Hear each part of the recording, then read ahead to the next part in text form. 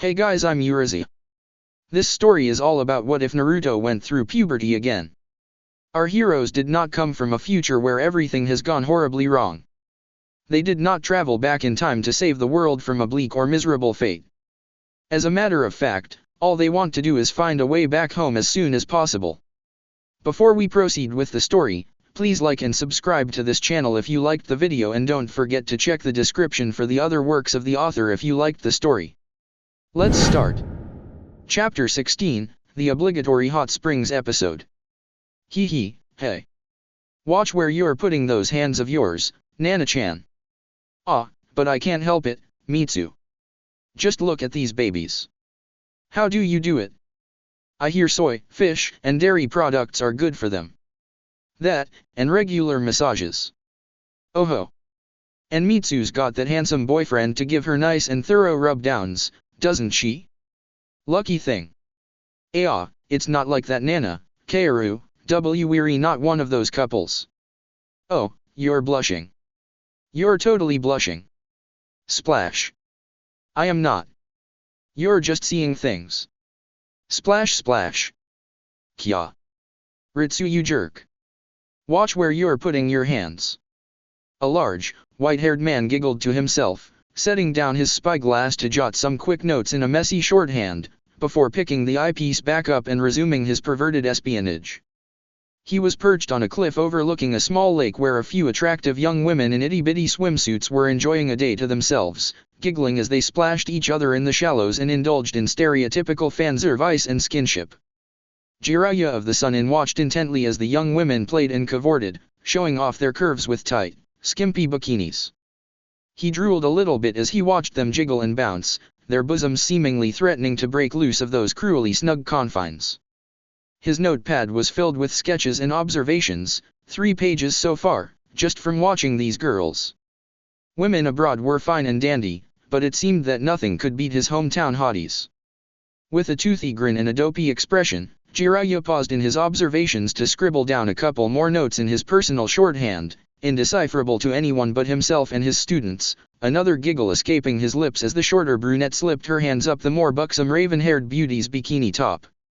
The lankier, skinnier, sandy-haired one with the frilly skirt-like bottom tittered and jeered teasingly at her friends.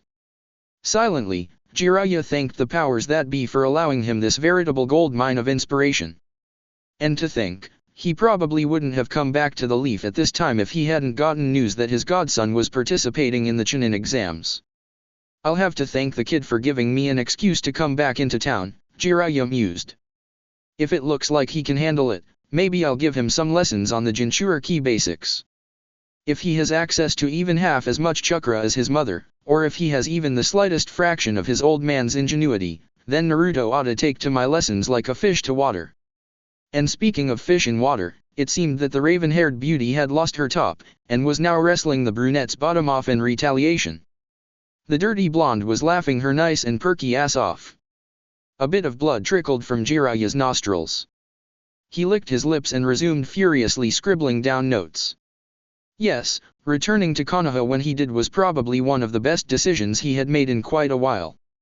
If he was really lucky, he might even find a pretty young Oyajikan hankering to get down with a legendary shinobi.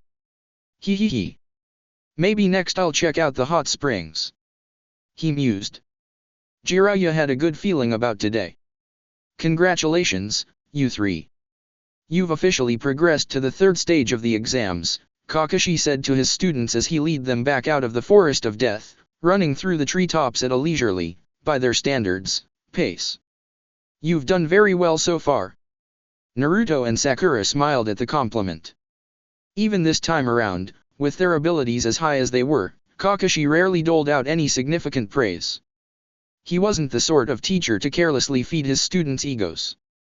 Sasuke, however, could hardly care less about praise from the copy ninja. Of course we have, he drawled, looking askance at their Jonin-sensei. You've seen how good we are, Kakashi. Frankly, these exams are beneath us. At least until we have to fight each other, Sakura interjected. Then it'll probably become a real challenge. Naruto grinned, a faraway look in his eye. He stroked his chin thoughtfully and glanced sidelong at his male teammate. It's been a while since me and Sasuke have had a real all-out match, he commented. I can't wait to fight him seriously in the finals. Sakura shot him a warning glare. Not in that stadium, you don't. She reprimanded. Please try to think of the potential collateral damage before you act, Naruto. If you and Sasuke were to fight at full power inside the village boundaries. She trailed off, before shaking her head and favoring the blonde with a smirk. But, well, that aside. Sasuke will have to get through me or Hinata before you can fight him, anyways. Naruto laughed good-naturedly. Ah, true. Him and me are on opposite ends of the tournament bracket, aren't we? We are, Sasuke said, his expression neutral.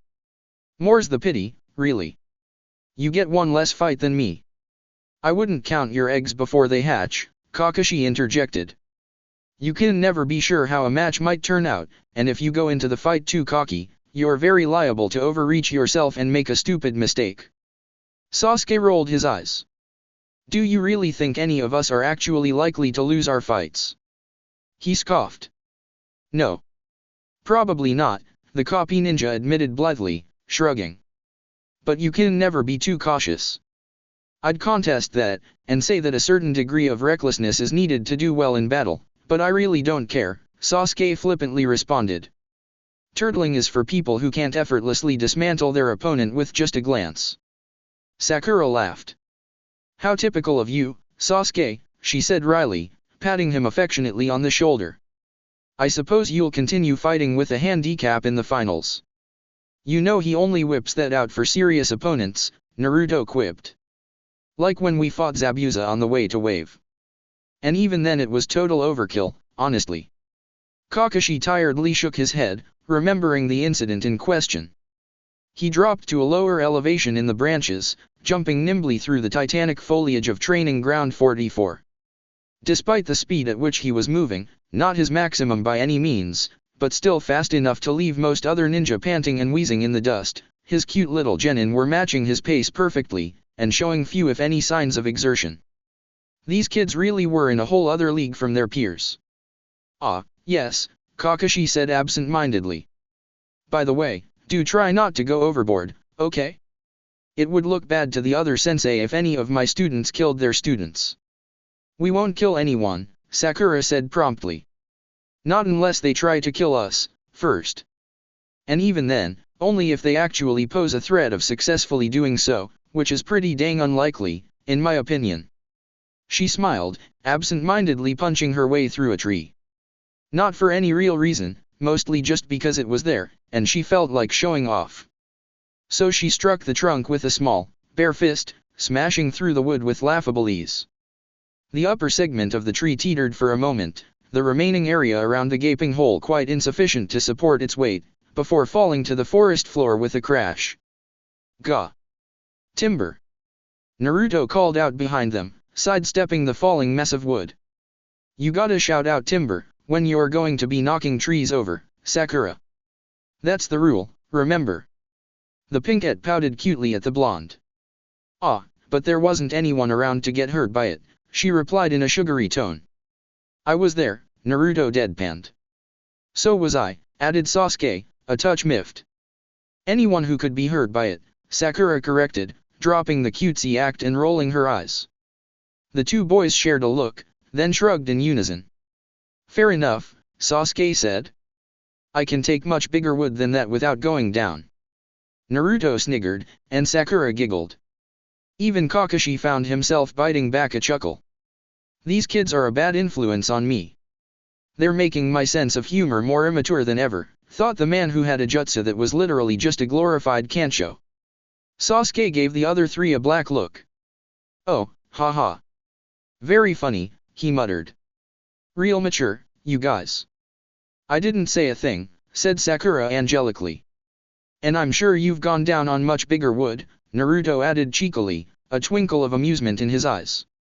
Sasuke shot back with a rather vulgar gesture, and a curse too foul to be transcribed. Language, boys, Kakashi lazily reprimanded. We don't want people thinking I'm a bad influence on you, do we? You are a bad influence, though, Sasuke replied archly. I don't see anyone else reading smut in public. That's just because I'm not of age yet, Sakura interjected, waving a hand airily. Well, physically, at least, she added mentally a second later. But you know full well what kind of reading habits I really have, dear. Sasuke couldn't actually hear Sakura's thoughts or anything like that, but he could still roughly tell what she was thinking by reading the look on her face. He glowered. You know what I mean. Kakashi shook his head and sighed. It was either that or chuckle. The kids could be terrifying when they got serious, but more often than not they tended to just joke around and pull each other's chains, didn't they? It's mature literature with love scenes, he drawled, glimpsing a light at the edge of the woods. You'll appreciate it when you're older, I'm sure. Sasuke rolled his eyes, but he didn't say anything to this. What do you think we should do about training for the final phase? Naruto mused, having a go at changing the subject. I'd been meaning to ask you about that, sensei. Well, that's a good question. You three seem to have the basics down pat, Kakashi hummed thoughtfully. Plus you've also shown plenty of ingenuity with your techniques. I do have a couple ideas, mind you, not that I'm really obligated to teach the three of you new jutsu or anything, but I reckon you kids are ready for the next level. In terms of skill, at the very least. They burst out of the foliage, landing in front of one of the gates in the fence encircling the forest of death. Kakashi reached a hand into his vest, casually producing 3 small pieces of paper. Channel some chakra into these, he said, as they walked to the gate. It'll show your elemental affinity.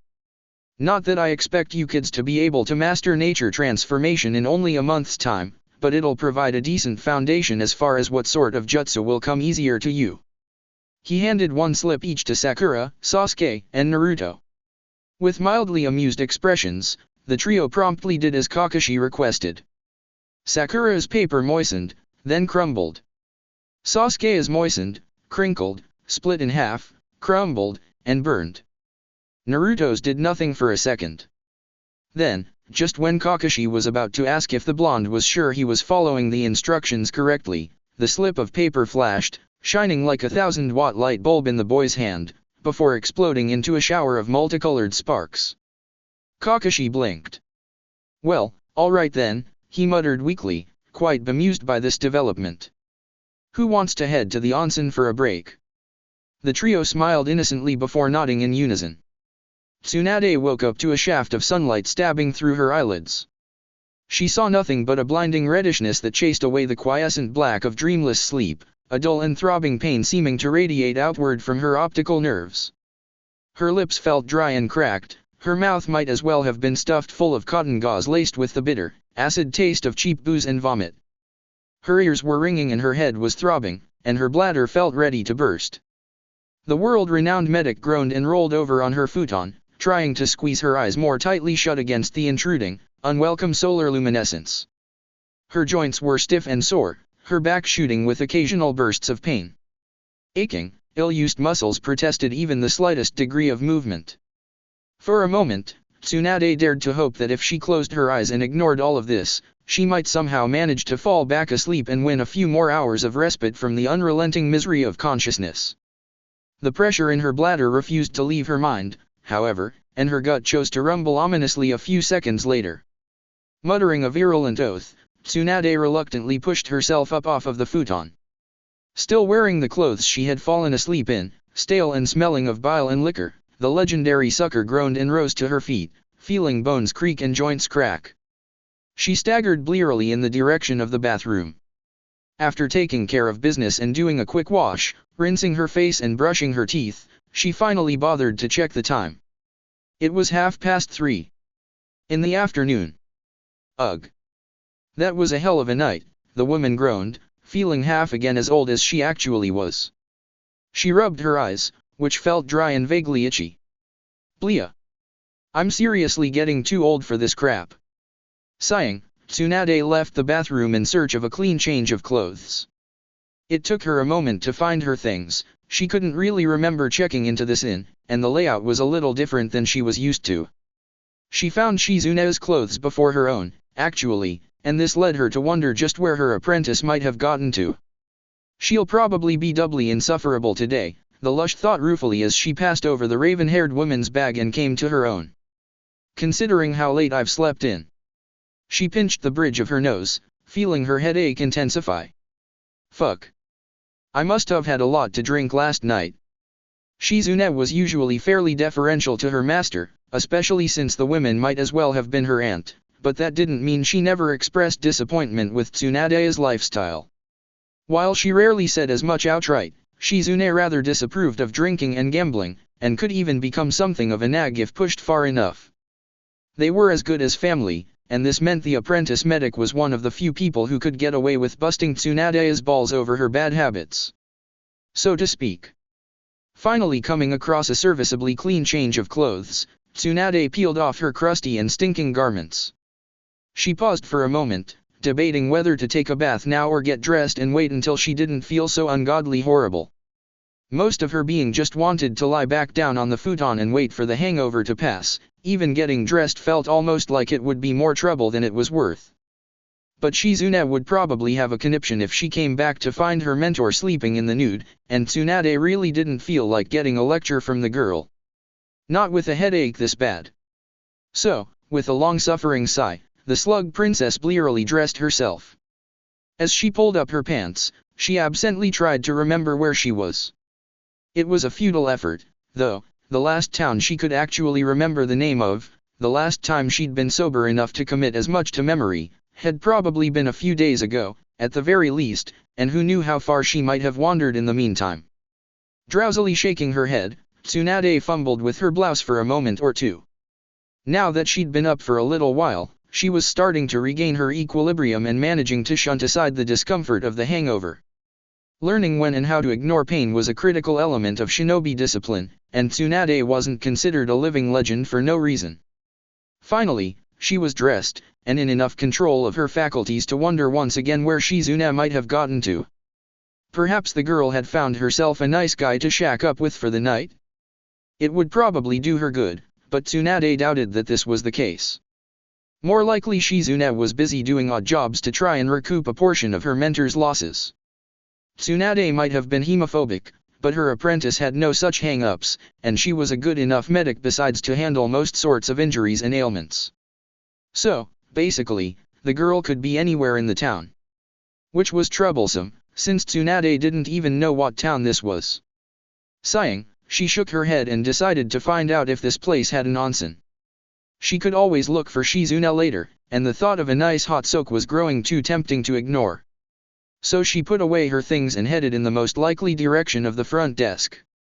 Temari was sore, grumpy, and tired as she stumbled out of the room she and her brothers were sharing for the duration of their stay in the village, at one of Konoha's nicer inns. It was one of those places with a hot spring, natural or otherwise, she didn't care, and the blonde fully intended to take advantage of this particular amenity. Water wasn't especially scarce in Suna, the village was built above a decently sized aquifer, you see, and the surrounding oasis locations were well documented, but bathing was still a luxury, and one in which even the Kazekage's daughter could only rarely indulge. The Hidden Leaf had water to spare, though, so Temari was not about to turn down the chance to enjoy a nice onsen. It wasn't Uegakuer by a long shot, but Konoha was still said to have some damn nice springs. Practically melting already at the thought of getting to immerse herself in the hot, steaming mineral water, Temari was naturally a little distracted from looking where she was going. So much so, in fact, that she wound up walking face first into someone's chest. A very buxom someone's chest.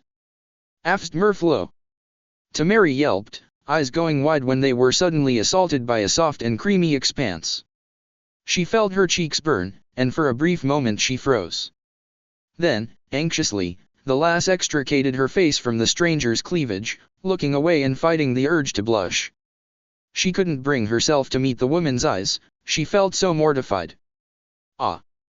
Sorry, miss," she said at length, sheepishly scratching the back of her neck. "I wasn't watching where I was going." "No problem, kid," the woman replied, her words coming out the slightest bit slurred. "Just tell me if this place has a hot spring, and we'll call it even." Temari blinked owlishly at this. Yes," she said in spite of herself, managing to turn her head and lift her gaze to meet the woman's eyes. She straightened up and recomposed herself. It does. I was just heading there now, in fact. Oh, that's good. You can show me where they are, then. Temari inwardly grimaced at this. Her cheeks still felt a bit warm from embarrassment over that collision, and she really wanted nothing more than to put some distance between herself and this woman and forget that it had ever happened, but she couldn't quite bring herself to backtrack now. Sure, I suppose so, she reluctantly said. She took in the stranger's brown eyes, blonde pigtails, and large tracts of land. Then she noticed the strange blue diamond mark on the woman's forehead. Oddly, Temari got the damnedest feeling that she should know who this person was. Hey, what are you guys doing here? Kiba glowered at Naruto and Sasuke, the Inuzuka halfway through undressing when the pair walked into the changing room. Neither boy spared him a second glance, simply grabbing a couple clean towels before starting to take off their own clothes. They're probably here to use the hot springs, Shino blandly deduced, his pale skin pockmarked with many minuscule, scarcely noticeable boreholes. Why else would they come in here? They might try to peep on Hinata. Kiba protested, scowling. I bet they heard Kurenye-sensei was treating our team at the hot springs and decided to come over and perv on them. Sasuke rolled his eyes. We didn't even know your team was here until you said that, idiot, he said. For all Naruto and I knew, you and Shino just came here of your own accord. Not quite true, Naruto corrected his teammate, unzipping his trousers. I'd already sensed their chakra before we even entered the building. He paused, then, looking off into the distance for a moment, before adding, and speaking of which, actually, I think Sakura and Hinata must be saying hello. They're standing right next to each other, and it feels like they're talking. Kiba's scowl darkened. Humph. Just don't try anything funny, you got that? He muttered, eyeing the pair suspiciously. I don't want either of you creeps peeping on them.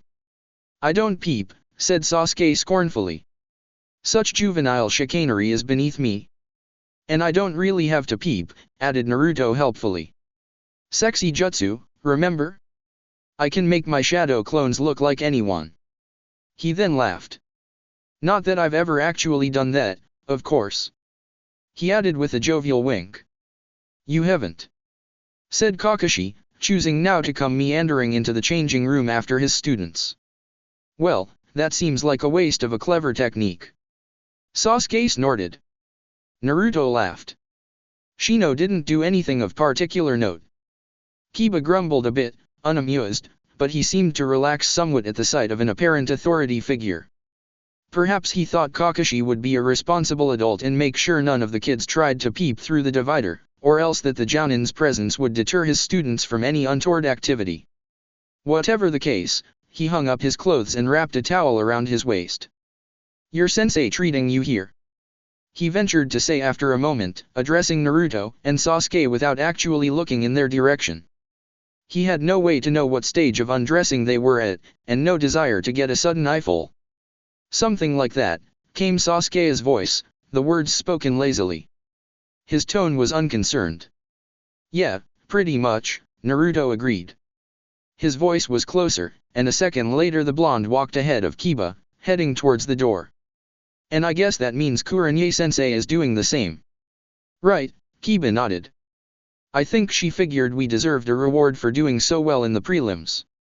Sasuke stepped forward, now, with a condescending smirk on his face.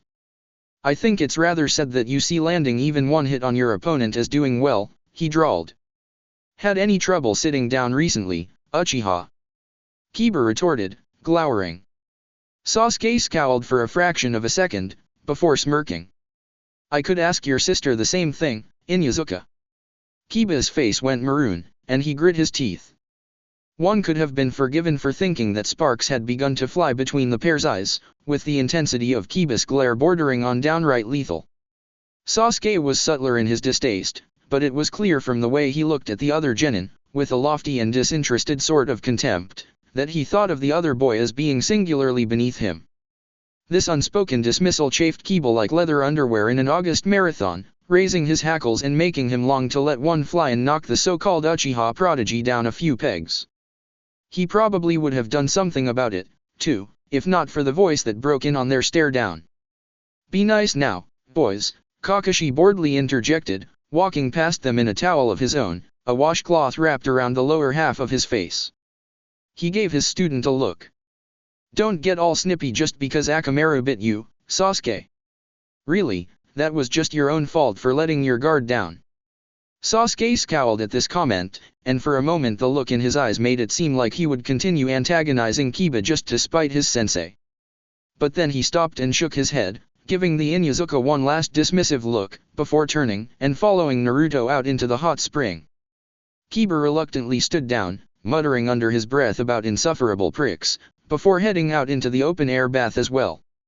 Shino sighed and shook his head long-sufferingly. Akamaru was busy being pampered by Hana back at the Inuzuka kennels. What sort of training do you plan on doing for the finals, Hinata? Sakura's question was not spoken very loudly, but neither were the words vocalized with any particular quietness. It was a perfectly innocent and casual inquiry, the kind of talk that wouldn't draw more than a single cursory glance from the other patrons. Hinata sank into the water, leaning her back against the fence which divided the men's and women's sides of the hot spring. She smiled idly as the pinkette took a spot beside her, a spot which just so happened to be right in front of a small, almost unnoticeable hole in the wood.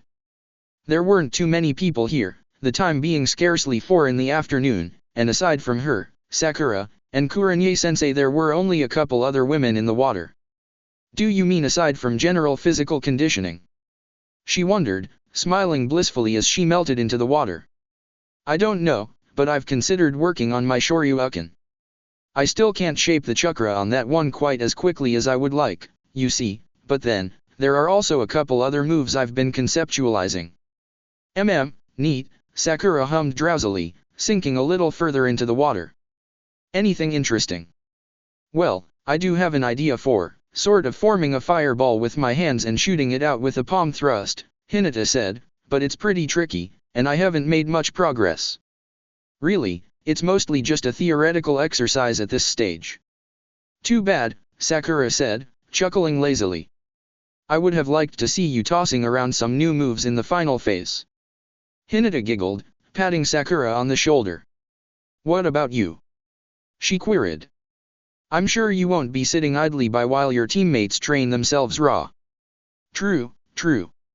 Sakura laughed high and clear, earning her a dirty look from a familiar sandy blonde at the other end of the spring, Temari of Suna, whose middle brother Sakura had quite soundly defeated in the preliminaries. Yes, well, you know me. Kakashi-sensei is planning to have us start on chakra nature transformation, I think, but as for my personal training I'll probably just be working on my medical ninjutsu and practicing my chakra control. You know, to try and squeeze a little bit more power out of my punches. Another blonde, older, and more buxom than Temari, perked up the tiniest bit at this. Hinata noticed, and she smiled inwardly. I can hardly fathom how you could punch any harder than you already do, Sakura, the Hyuga lass said demurely, watching for the older woman's reaction. Your strength is already just monstrous, to be absolutely frank. Sakura shrugged. It's the difference between reducing someone to a chunky salsa and turning them into a fine paste, really, the pinkette said. But you never know what sort of nigh indestructible freaks might be out there. More likely than not I'll need every newton of punching power I can muster, one day. Probably, Hinata conceded, smiling genially. But I think your medical ninjutsu is a more valuable skill in the long run. Who else will keep Naruto and Sasuke from dying of combat injuries, if not you? Hehe. Perhaps, said Sakura with a knowing smile. She waved a hand airily and winked. Those two truly are hopeless without someone there to patch up their wounds. Her smile sharpened, then, an emerald eyes gleamed. Speaking of the boys, by the way, has Naruto invited you to that family reunion he's got planned, yet? Sasuke has already invited me to his, she added, puffing out her chest and grinning wider. But of course he has, Hinata said gracefully. He's very eager to meet his family, you know. Since he didn't really have anyone there for him growing up. The blonde woman from earlier twitched a tiny bit at this comment. True, both our boys are poor, sad orphans, aren't they? Sakura giggled. I suppose that's why they need our tender affections to make their lives worthwhile. Oh, really now, Hinata splashed Sakura, laughing. Are you sure you weren't the one mooning over Sasuke ever since your early days in the academy?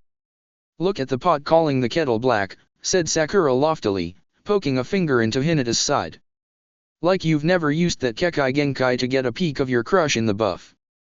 Hinata smiled demurely. I'm sure I have no idea what you are talking about, Sakura, she replied, reclining a little more against the divider. Are you sure all this steam isn't going straight to your head? So you're saying you've never peeped on a boy you liked? Sakura teasingly inquired. Ever? Of course not, said Hinata primly. Sakura smirked, her eyes twinkling.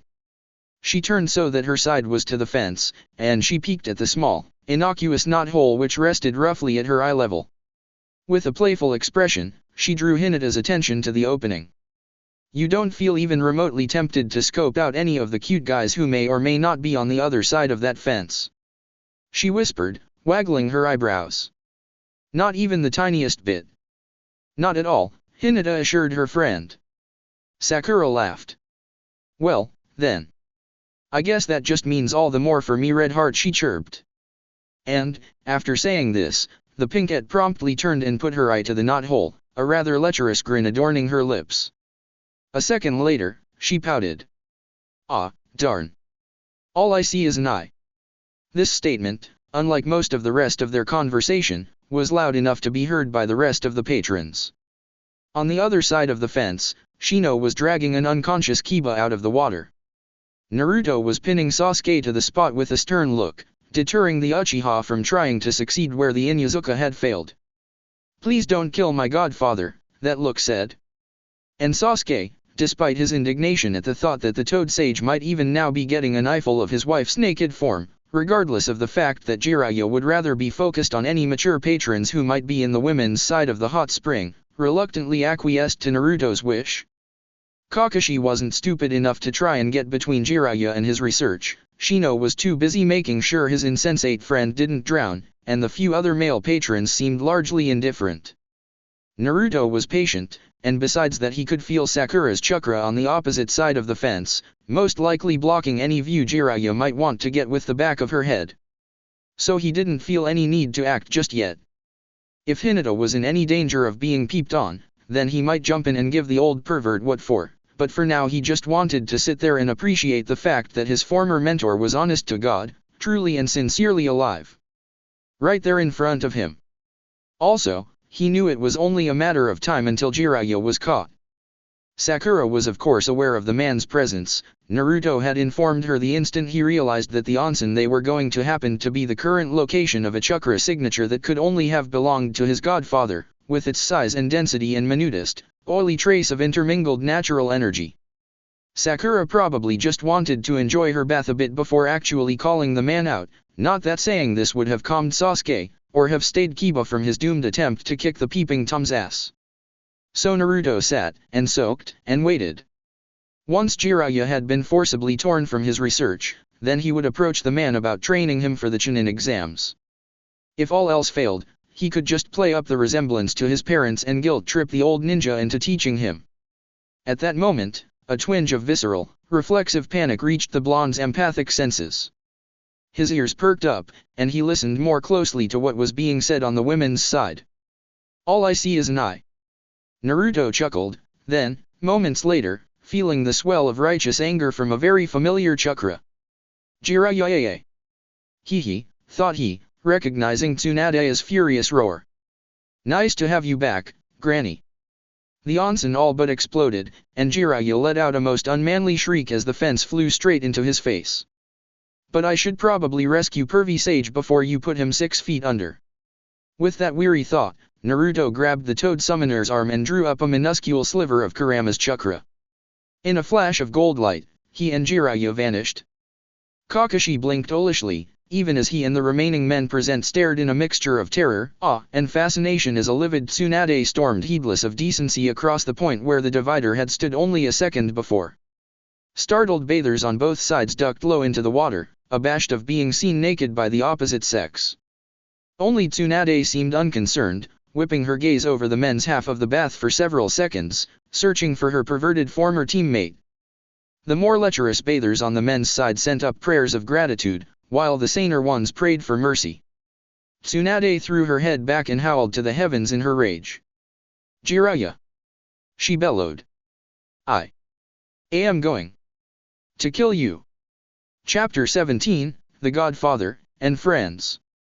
The instant Jiraiya saw that bright green eye looking back at him, he knew he was screwed. And not in the fun way, either.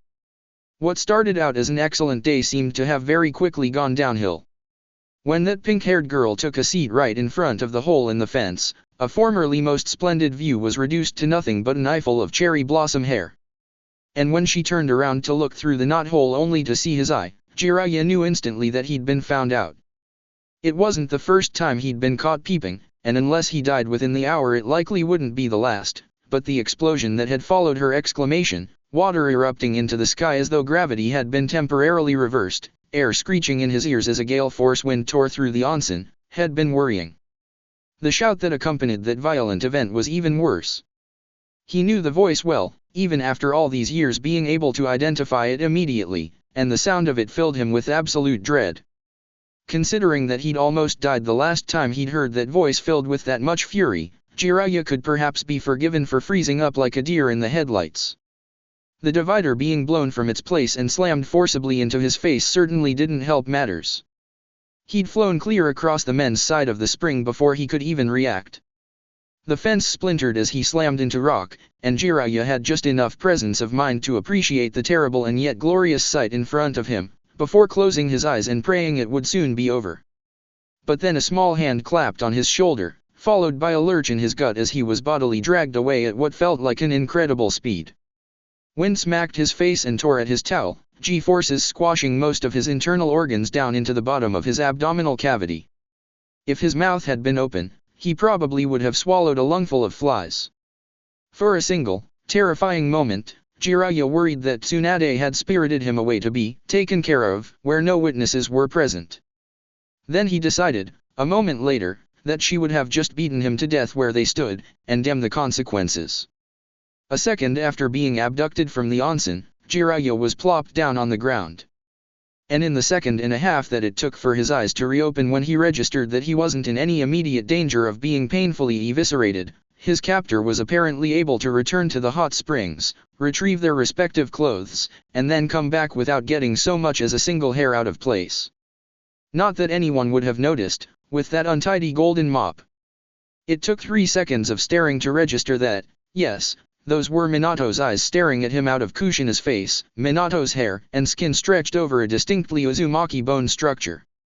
And the smile had a little of both, Kushina's brash and irrepressible mirth glowing with Minato's warmth and quiet confidence. He knew immediately who this was, standing in front of him and depositing both of their outfits onto the ground. There wasn't anyone else it could be. Such a powerful resemblance could only come from direct, immediate relation, and only one person in the world was so closely and equally akin to both Minato Namikaze and Kushina Uzumaki. "Naruto," he said, frankly dumbstruck at running into the kid like this. "The one and only," the blonde cheekily replied. "Though a couple of people also know me as Menma. And you must be Jiraiya, I've heard an awful lot about you." "Ah, I see," Jiraiya mumbled, still a little bit in shock. He shook himself dry, and moved to put his clothes back on. "How much have you heard, exactly?"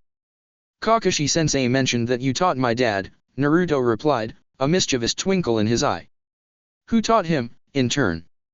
A grin that showed far too many teeth. "Also, that you're my godfather.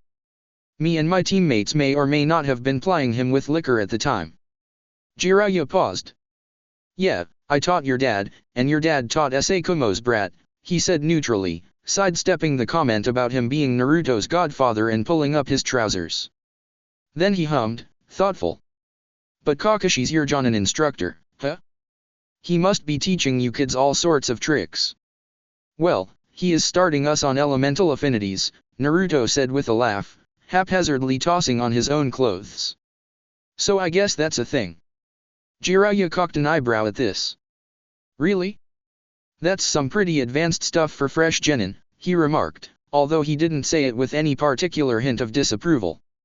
I suppose he's tested your affinities, then. Naruto nodded. Sakura's got earth and water, he said matter-of-factly. Dual affinities. He said. Wow, that's rare. What, does she have a bloodline limit or something? Or something, Naruto chuckled. Not that it's really that impressive next to me or Sasuke, haha. He's got quintuple affinities. He paused, and stroked his chin. Unless you count yin and yang, too, but almost everyone can use at least one of those, can't they? So I don't think many people do. Jiraiya's eyes bugged out of their sockets. Quintuple! He exclaimed, immediately thinking of Nagato, the poor kid. Yeah, Naruto said, as though this wasn't any big deal. Claims it's because of that fancy eye he's got. That Rinnegan of his. Jiraiya felt like he must have been suffering a mild stroke at that moment. I'm sorry, I don't think I heard you correctly, he said slowly, gaping in spite of himself. It almost sounded like you said Rinnegan. That would probably be because that's exactly what I said, Naruto cheerfully quipped. Not like it means all that much, though. He's still only the second strongest genin on Team 7. What? The kid who apparently possesses a jujutsu so powerful that the last man to wield it was considered a physical god is only the second strongest genin on your squad. Jiraiya said disbelievingly. What? Hell, don't tell me that Sakura girl has Mokuton or something. Naruto waved a hand dismissively. No, just stupidly monstrous physical strength and a frightening aptitude for medical jutsu, he drawled. I, on the other hand, am pure awesome incarnate. A beat. Well, me and Kurama, he amended a second later, grinning sheepishly. Jiraiya blinked. Kurama. Yeah, though you'd know him as Kyubey, wouldn't you? Or maybe Kyubey, if you're using it like a proper name or title or something. Naruto beamed. He's actually not that bad a guy, once you get past all the misanthropy and indiscriminate violence. You know, he hasn't called me a puny human in years. That's real progress. Jiraiya stared at Naruto, deeply perturbed. I see. He mumbled weakly, slowly shaking his head and taking a seat on the grass. Tell me, Naruto, does Kurama ever, say, tell you to do things? Things you wouldn't normally do otherwise. Naruto scowled at this, as though reminded of an unpleasant smell. Well, he does nag me an awful lot about getting paperwork done on time, the blonde said, frowning. And he gets all fussy when I forget to wash my hands or brush my teeth. Says I'm already gross enough without adding bad hygiene to the mix. Jiraiya stared. Ah, he said. Ah, is that so? That's interesting. He paused, looking a touch anxious. Is there anything else? I dunno, Naruto muttered.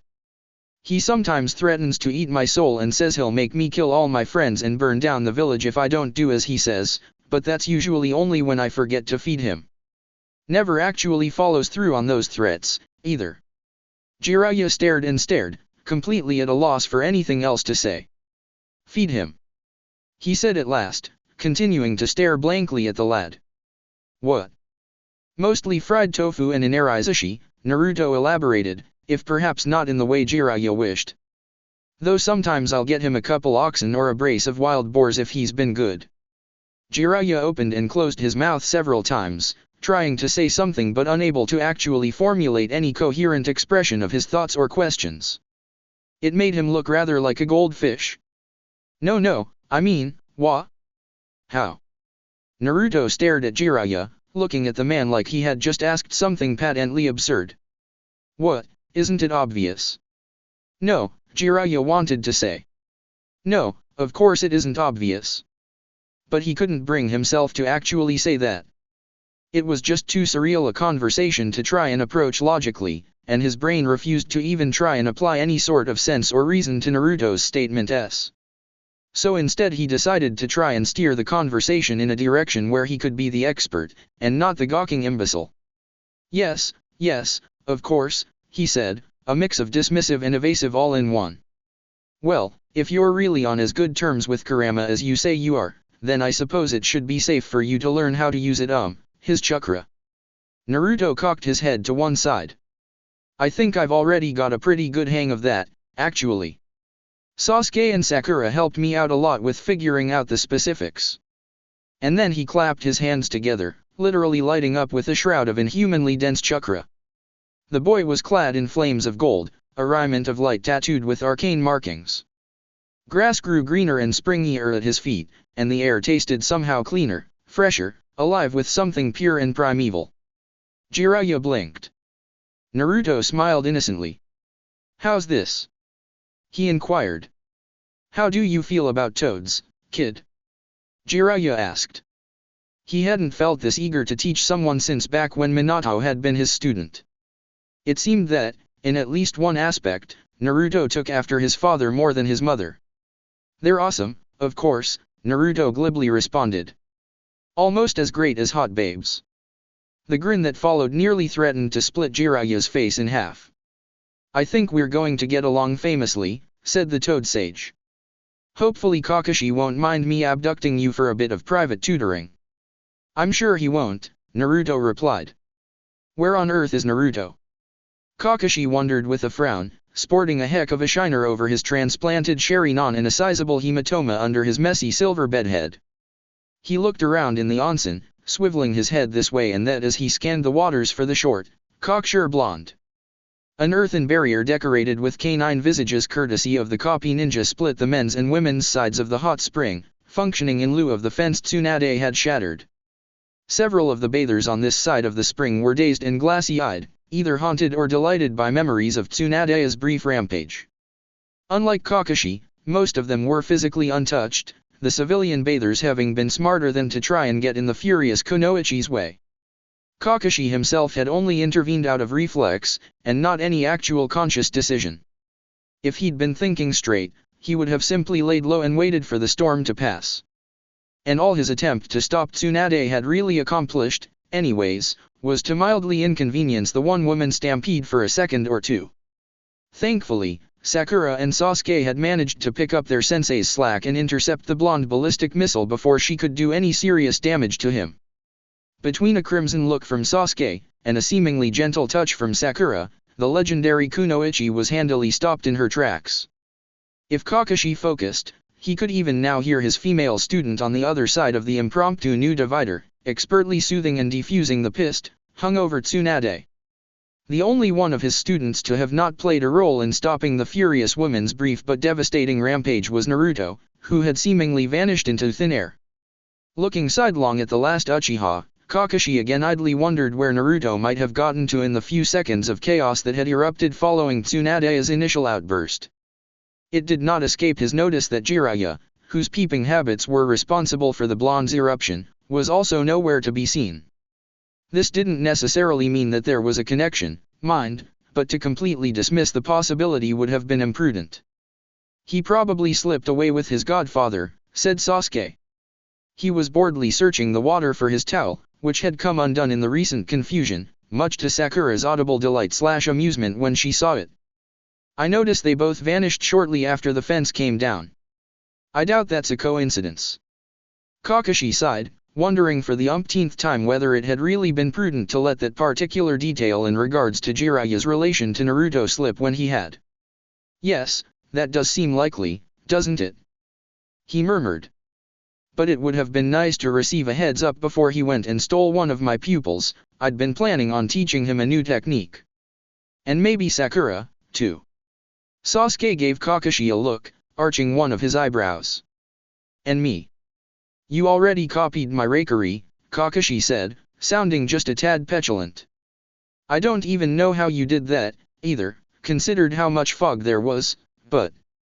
He scowled and crossed his arms over his chest.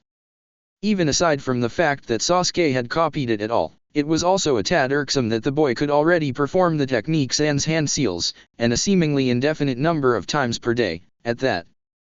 Kakashi was finding it surprisingly easy to understand why so many people had resented the Uchiha and the Sharingan, back before the nigh total annihilation of both.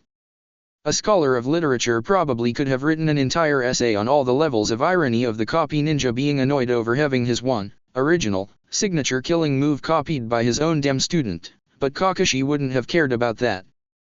He didn't much feel like being reasonable on that matter. Sasuke shrugged.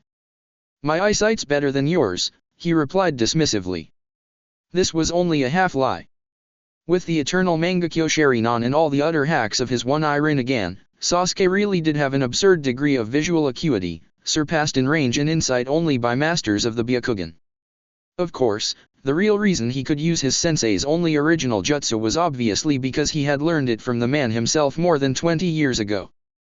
But the battle on the bridge, where Kakashi had employed that jutsu to counter and sunder Zabuza's executioner blade, pestered into pulling out all the stops so as to keep from being completely shown up by his students, had provided Sasuke with a golden opportunity to claim to have seen and copied it. A perfect excuse for being able to use the jutsu, which he could vaguely recall learning sometime not long before Itachi's return to Konoha. Some details faded with time, but Sasuke's memory of having his Chidori blocked and arm broken by his older brother was still quite vivid, a mixture of the Sharingan's eidetic memory, and the tendency of certain aspects of traumatic events to remain starkly clear in the mind even years after the fact. Well, whatever, Kakashi muttered peevishly, sinking back into the water. He sighed. If those two really did escape together, then I bet it's only a matter of time before Naruto guilts Lord Jiraiya into teaching him a few new jutsu, anyways. Look on the bright side, Sasuke said, gesturing vaguely with his one hand. If he takes over training Naruto for the Chunin exams, that'll leave you with more time to show me and Sakura some useful tricks. Kakashi huffed, still feeling a bit sore over possibly losing the chance to teach his sensei's son the Rasengan. In another time he wouldn't have been too bothered, having thought Naruto unprepared and too immature to learn such a jutsu so early anyways, but in this iteration he honestly believed that the kid was as ready as he'd ever be to learn his father's original technique. Sakura is a very bright girl, he muttered after a few seconds of bullheaded silence. I suppose she could probably manage something like the water dragon jutsu without too much trouble. And I did copy a fair few Doton techniques at the tail end of the war. And as for me? Sasuke prompted, eyeing his sensei expectantly. I've seen what you can do with that dojutsu of yours, Kakashi flippantly replied, waving a hand airily. I'm sure you'll manage just fine with the skills you've already mastered. And it's not like you can't just copy any jutsu she might happen to use later on. Sasuke shrugged. Fair enough, he conceded. But it's not like you wouldn't do the same, if you were in my position. Kakashi did not dignify this with a response. What the fuck is wrong with these Konoha bitches? This thought echoed through Temari's brain, a statement of her disbelief more than a genuine inquiry, as she stared and watched one of the other genin kunoichi to advance to the finals calmly and nonchalantly talk down a homicidal, hungover Tsunade. Yes. Tsunade. Of the goddamn Sunin. Who had been screaming threats of murder and mutilation at a man named Jiraiya. A name that all too often went together with those of Tsunade and Orochimaru in the history books. Mayabakuzen no Gama Senin, as he was said to introduce himself. Too much of a coincidence to actually be an effing coincidence. At least Temari now knew why the woman's face had seemed so vaguely familiar. The Slug Princess was still listed in Suna's bingo books, and Chobasama had certainly told her and Kankuro enough rambling tales about her old rivalry with the legendary sucker to make certain details stick. It took her a moment of silent thought and a slightest hint of growing dread to appreciate the fact that no less than two of the famed Sunin seemed to be present in Konoha, and not a month before the long-planned invasion. An invasion she was distantly aware to have planned between her father and the rogue third member of the Hidden Leaf's most legendary trio. Temari was probably in a state of mild shock, standing there in the hot spring and staring at that pink-haired little freak of nature who had beaten Kankuro in the preliminaries. A rosy-tressed little medic ninja who had shrugged off the puppet expert's poisons like they were nothing and thrown him into the far wall just by flicking him on the forehead, and who now was in the process of patiently soothing a seething Tsunade, looking for all the world like she had done this a million times before. She wasn't entirely certain what, exactly, to think about this, but the general impression was pretty clear. Temari had thought that Lee Kid seemed absurdly fast and strong, but what she'd just seen from Tsunade's conniption fit had made the bowl-cut taijutsu freak look slow and feeble by comparison. For goodness sake, the woman had practically upended the entire onsen with a single punch. The bow wave from her fist had split the waters like a Red Sea, and the shock of her knuckles impacting the divider was felt in the bones of everyone present. Some of the smaller civilian women in the bath had been sent flying clear out of the water, and the towels of those who'd been closest to Tsunade when she snapped were hanging off of their frames in tatters, tossed and buffeted about by nothing but the sheer air pressure from her swift and violent movements. Temari couldn't say for sure what was scarier. The fact that the woman had done all of this without even apparently trying, or that she'd so easily flown into a murderous rage. Temari didn't much like the idea of being peeked at by some shifty old pervert, either, but Tsunade's reaction to the revelation of a peeping Tom had been terrifyingly disproportionate. If that was how the woman reacted to someone peeping on her in the bath, who was to say what she'd do in response to an offense actually deserving of violent retribution? Like, say, her home village being invaded by traitorous allies? Temari would not want to be present to witness such an event. And for the first time, she felt truly appreciative of the orders Baka-sensei had relayed to her and her brothers only a few hours earlier, just before the start of the surprise preliminary round. Remember, until such a time as you are instructed otherwise, you three are to act under the assumption of continuing to honor our village's treaties with Konoha. Respect the local authorities, and do nothing to provoke unnecessary conflict or hostility. Kankuro had been visibly perplexed by these seemingly redundant instructions, and Gaara hadn't looked like he was paying attention at all, but Temari got the subtext.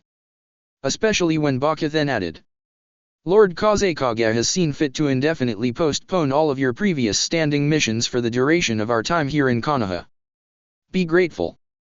It was an ambiguous enough statement to not draw any undue suspicion from those not in the know, but clear enough also to be understood by those with the proper background information.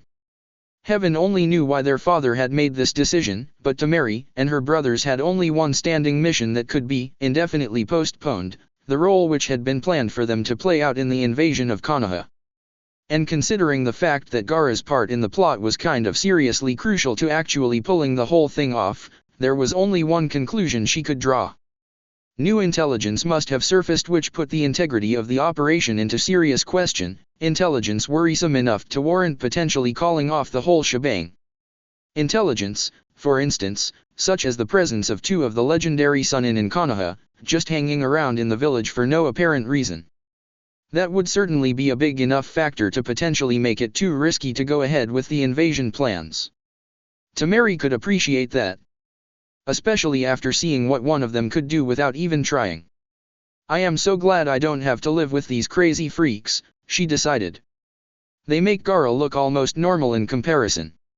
And that was the scariest thing she'd thought in years. When Shizune awoke to a throbbing headache and a pair of arms wrapped around her waist, she wasn't sure whether to feel glad or dismayed. On one hand, considering that she was lying naked in an unfamiliar bed with a warm and distinctly male body spooning her, the heretofore ruefully single woman was secretly feeling a hint of cautious elation.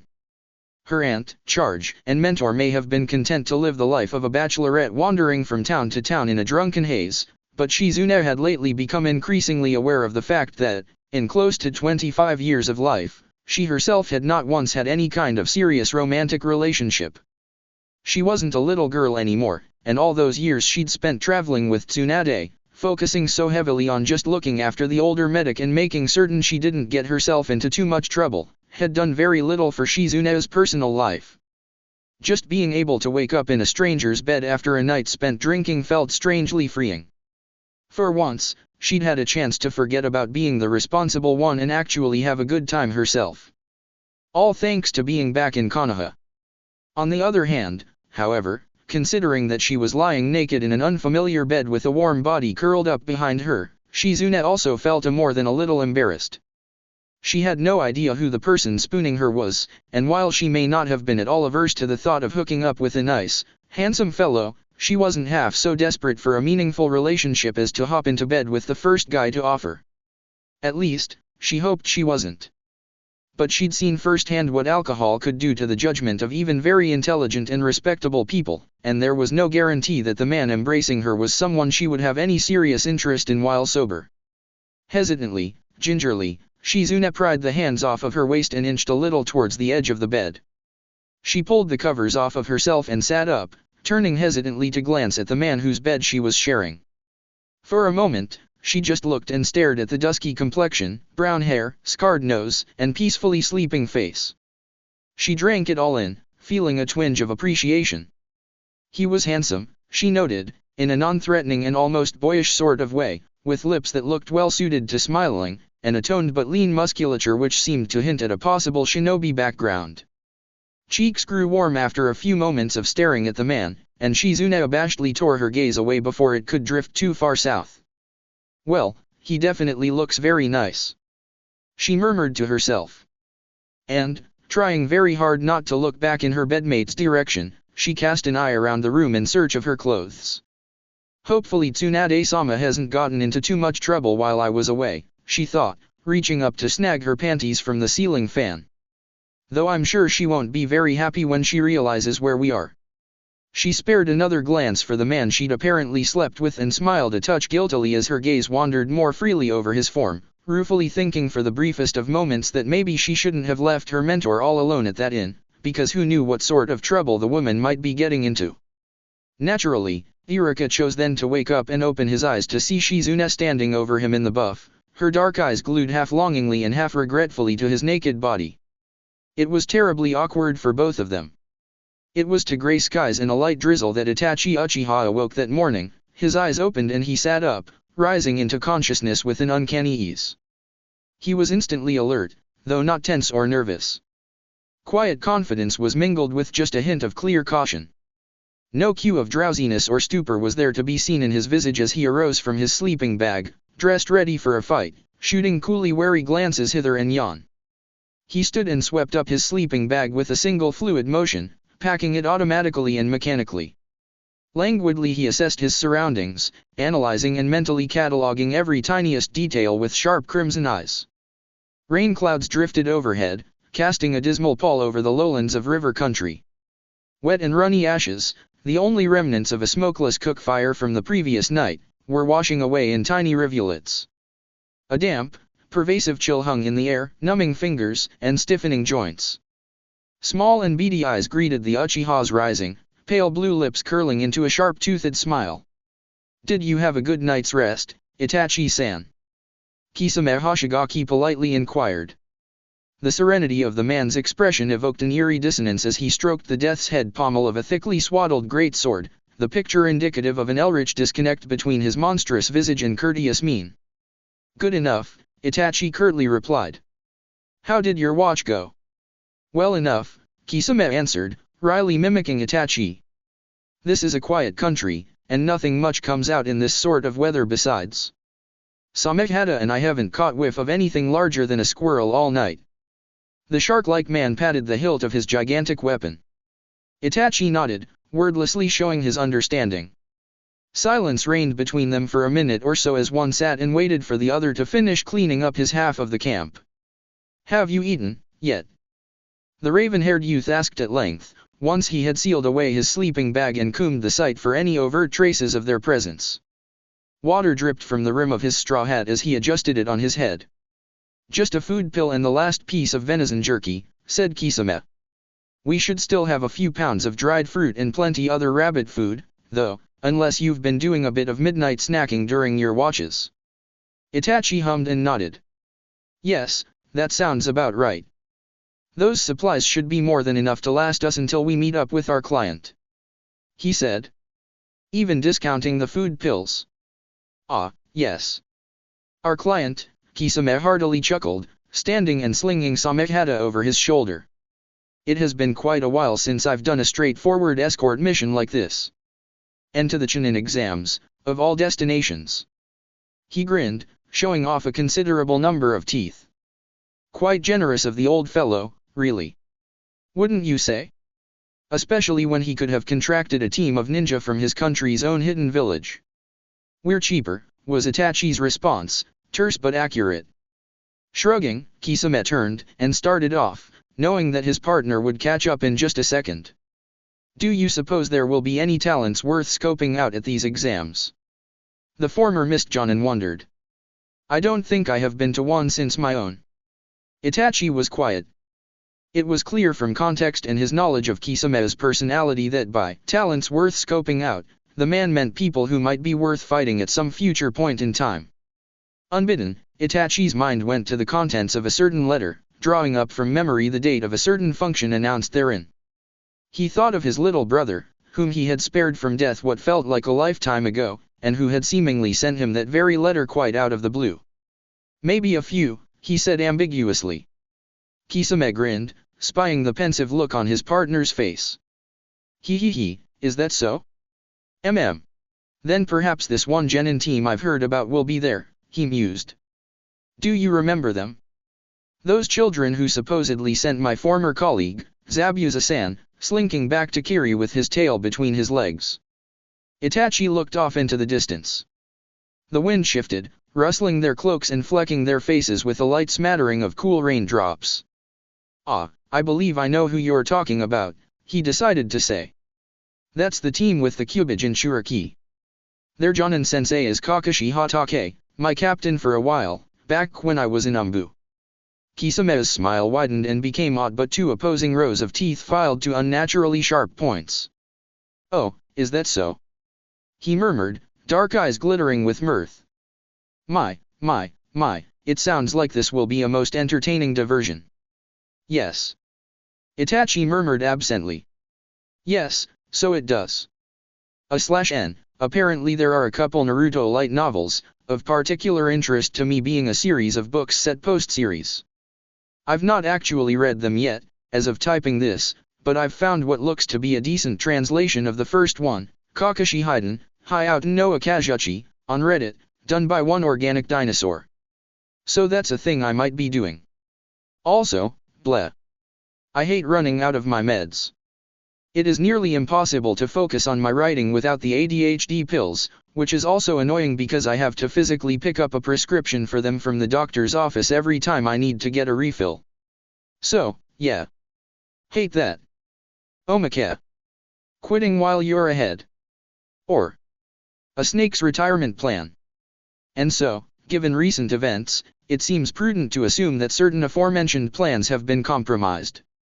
Thusly, until such a time as the source of this possible leak has been uncovered, any plans which certain individuals have been making should probably be postponed, if not cancelled altogether.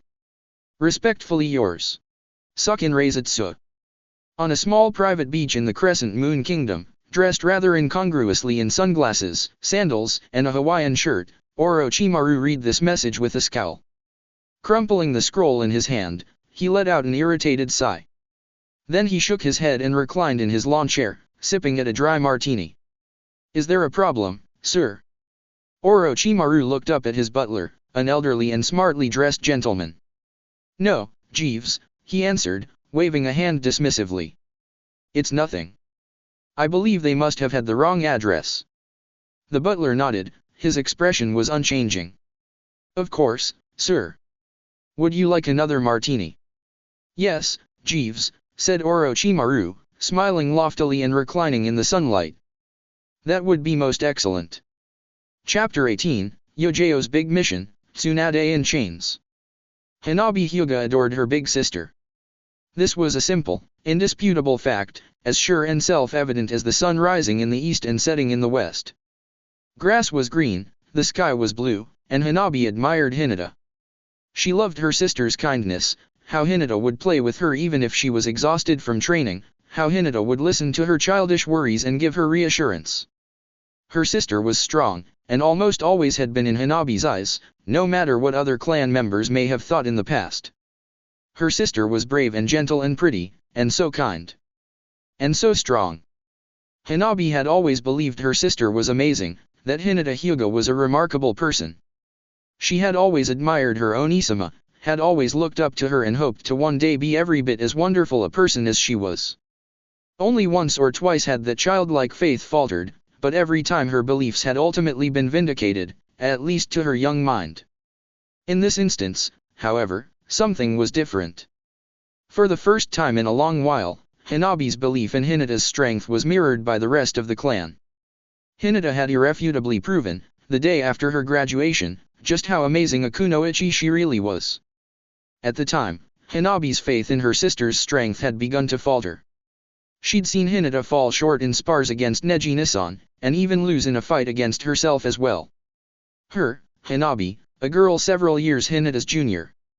It had shaken her worldview to realize, seemingly, that her sister was in fact weak, and that many among their clan viewed Hinata as unfit to assume a leadership position.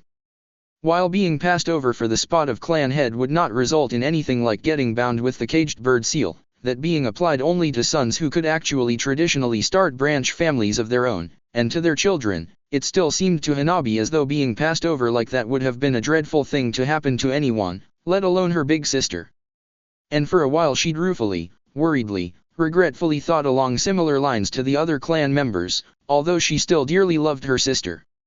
Hinata Nisama was still Hinata Nisama, whether weak or strong, but it had nonetheless felt disappointing in a way, to think that she had surpassed her sister like this. That victory in their spar had felt hollow, tasting like ash in her mouth. Hinata could have won, should have won, she was more experienced, after all, stronger and faster than her baby sister, but she had been unable to follow through on the opening she had created, reluctant to strike her beloved sibling, even in a mere practice fight. And for a while, Hanabi had foolishly bought into the assumptions of the other clan members that this kind-heartedness, this nature of gentility and gentleness, somehow proved Hinata's weakness. That because Hinata had been unwilling to hurt her baby sister, she must have been inadequate and incapable, insufficiently skilled to carry the mantle of the Hyuga clan's leadership. But then came that fateful day, the day when Hinata Nisama proved her strength beyond any shadow of a doubt. Hanabi had seen her sister from afar, that morning, awoken from her slumber by screams and crashing noises. What she saw, when she dared to peer out her window, utterly awed and amazed her.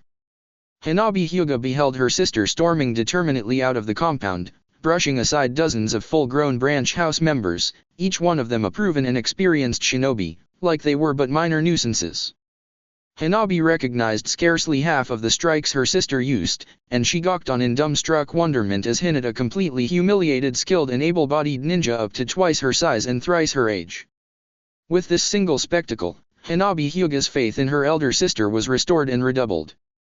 Starry-eyed, she had watched her sister punch through the outer wall of the compound without even touching it, inwardly gushing and squeeing with relief, vindication, and a tiniest hint of shame for ever having thought to doubt her sister's prowess. Since that day, Hanabi's admiration for her sister had only grown. Where most of the other clan members, even her own father, to a certain extent, respected Hinata only with an equal measure of fear, Hanabi saw no reason to shy away from her sister, or cower in her presence. Whether weak or strong, Hinata Nisama was Hinata Nisama. Nothing could ever change this. Much though certain people might have wished otherwise. Neji-Nisan, Neji-Nisan. Hanabi cried out excitedly when she saw her cousin come walking into the clan head's house, doubtless to give a report on his progress in the Chunin exams. "You're back. Did you see sister? How is she? How well did she do? Is she a Chunin now? Are you a Chunin now?" She chattered away until she was breathless, firing off this rapid barrage of questions in her excitement. She hadn't seen Neji or her sister in nearly a week. And sure, Neji had been gone for similar lengths, once or twice, on a C-rank mission with his team, but the longest Hinata had ever been away from home had been 2.5 days, when she and her team had gone to take care of a troublesome boar on the outskirts of a rural farming village. A whole week of separation seemed nearly unprecedented to young Hanabi. Neji blinked, staring blankly at his cousin. Legal cousin. Genetically a half-sister, since their fathers had been identical twins, but no one really counted that. But he stared at Hanabi, and his mouth creaked halfway open as if meaning to speak but unsure of what to actually say. He wasn't entirely certain how to approach Hanabi, for a variety of reasons both obvious and more subtle. Being reminded of Hinata and the Chunin exams made him think of her fight with Tenten in the preliminaries, which caused him to recall that his female teammate had been snappish with him all day, ever since his attempt at reassuring her after her defeat had backfired. And remembering this fact after having tried rather hard to forget it over the past several minutes stirred a strangely uncomfortable sensation in his gut, a sort of faint tightness in his chest, and an ill humor at the back of his mind. His lips threatened to twitch downward in a scowl, and only a near-absolute control over his facial expressions on Neji's part managed to keep it from actually forming. Dimly, he wondered why it irked him as much as it did that Tenten wasn't speaking with him at present. Might it be that he felt a certain camaraderie with her, as the only other seemingly sane member of Team Guy? Shaking his head, he discarded this train of thought. Hinata-sama was well, the last I saw her, he finally said, looking Hanabi mostly in the eye. His glance was a tiny bit off to the side, but otherwise it seemed sincere. And no, none of us are Chunin just yet. There's still one final phase to the exams, but that won't be for a month. There. That should be enough information to satiate the girl. Inwardly nodding to himself, convinced that he would now be able to go on his way unmolested, Neji turned and made to continue further inside, only to be stopped by Hanabi's hand on his arm. He flinched at the touch, a reaction obvious enough for even an untrained civilian to notice. Hanabi seemingly ignored it. How did she do? She asked, reminding Neji once again of Hinata's match with Tenten, and the subsequent situation that had occurred between himself and the brunette as a result. Superbly, he said, only half more than growled, unable to keep a slight trace of bitterness out of his voice. Hanabi eyed him strangely at this remark, no doubt catching his less than pleased tone. For a moment he got the impression that the younger girl was about to make some insightful remark on his apparent bad mood, wondering perhaps if there might not be a very particular reason, aside, perhaps, from the rather obvious, that Hinata doing so well in the Chunin exams should upset him. A no-dango-haired, female reason, perhaps. She didn't, thankfully. At least, not in the way that a small part of Neji secretly feared. Ah. Did you fail the exam? She asked, about as tactful as you could expect from a kid her age. Which wasn't very. Neji's face colored the slightest bit, and this was all the answer Hanabi needed. There were times that Yojeo sincerely regretted joining the ANBU. Certainly, it was great to serve the village from the shadows and eliminate its enemies under the guise of anonymity and all that. Yes, she was proud to put life and limb on the line for the sake of the Lord Hokage and the village as a whole, but the work was hardly all sunshine and daisies. Sometimes, all too often, it seemed, she had those days where it felt like she would have been better served just staying at home. Like the night after the Uchiha massacre. God, that one had been a waking nightmare. There were some things no man, or woman, should have to see, and the bloody aftermath of young Itachi's rampage had to be right at the top of that list. Or maybe that one mission in the capital, when she and her team had busted those human traffickers. Or perhaps deposing a genocidal regime in that one impoverished, war-torn nation. It still made her sick to her stomach to think about what some people were willing to do for a quick buck, or a little power over their fellow man. Simply despicable. But, today. Oh, today. This, right here, had to be one of the worst missions she'd ever been forced to accept. It may not have been dirty, gruesome, or involved in any significant way with the really more abominable aspects of human nature, but it was still more humiliating and degrading than even the sleaziest of seduction gambits. Would you mind repeating that, ma'am? What exactly happened in your inn's hot springs? You said something about an explosion, correct? Yojeo Izuki, feeling more thankful than ever for the relative anonymity afforded to her by the porcelain mask of her ANBU uniform, held a pencil and notepad in hand as she took the innkeeper's statement. The Okamai was a stooped and wizened thing, half-blind, to judge by the way she was squinting, with graying hair tied up in a heavily dated fashion, and a well-kept but nonetheless very old yukata hanging off her frame, once vibrant colors now faded into a near monochrome after decades of wear and washing. Opposite this diminutive, elderly matron, Yojeo must certainly have looked like some faceless sentinel of almighty bureaucracy, sword in sheath and pencil in hand. She most definitely felt the part, much though she wished otherwise. With the Chunin exams in full swing, she and most of her fellow ANBU had been assigned to patrolling the village, doing rounds, and keeping the peace. No exciting missions for them, no. Nothing but day in, day out plodding the beat, breaking up fights and escorting drunks to holding cells. Despite Konoha being a ninja village populated primarily by individuals who were emotionally iffy, at the best of times and capable of countless fantastic, frankly absurdly destructive feats, it was actually very boring most days. Like, 85–90% of the time there was never anything of note happening. Even on many occasions when it seemed like there might be something interesting about to go down, it usually turned out to be just as dull and unremarkable as everything else. Yes, it was like an explosion, said the innkeeper, gesturing vaguely with a gnarled hand. I could feel the earth shaking from inside the kitchen, and the noise, it was deafening. A great, loud boom. The whole inn shook from the force of it, I tell you. Yojao nodded, absent-mindedly taking notes as she thought of the nice, quiet night she had planned for her and her boyfriend. Imagining how Hayate would react to seeing her in that barely there teddy he'd gotten her was just about the only thing giving her the will to carry on through the day's mind-numbing tedium. I see, said the violet mechanically. Do you know if anyone was injured, or what exactly might have caused this explosion? No, no one was hurt, said the Okamai. I don't believe so. I haven't been back there yet myself, since the explosion, but a few of the bathers have come in since then, and none of them looked any the worse for wear. Only a couple of bumps and scrapes among the whole lot. You don't say, Yojao muttered, tapping her pencil on the notepad. Have any of them said anything to you about the incident? The innkeeper frowned thoughtfully at this question. She nodded silently after a moment. One or two customers did come to me with complaints of a peeping Tom and some drunk having a bit of a shouting fit on the women's side of the springs, she said, but I don't see how there could be any connection between the explosion and that. Yojao's sweat dropped, immediately making the obvious connection.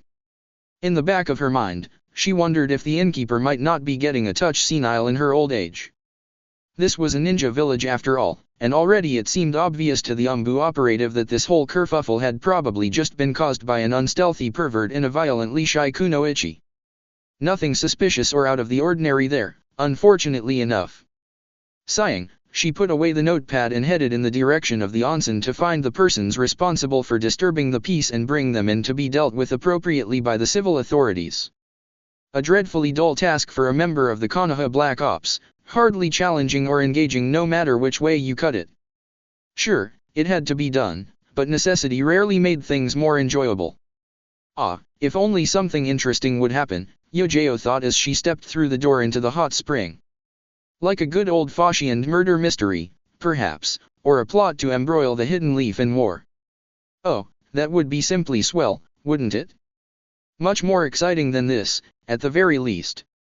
It was with these wistful thoughts of more interesting happenings running through her mind that Yojao Izuki surveyed the women's side of the hot spring. She quirked an eyebrow under her mask at the sight of an earthen wall dividing the onsen in place of the customary wooden fence, and found herself mildly surprised to recognize Kakashi's handiwork there. The dog faces were a dead giveaway. She also took note of some superficial damage to surrounding structures, and saw that the perimeter fence looked like it would probably need a fair few repairs, although it was still standing and in one piece, more or less.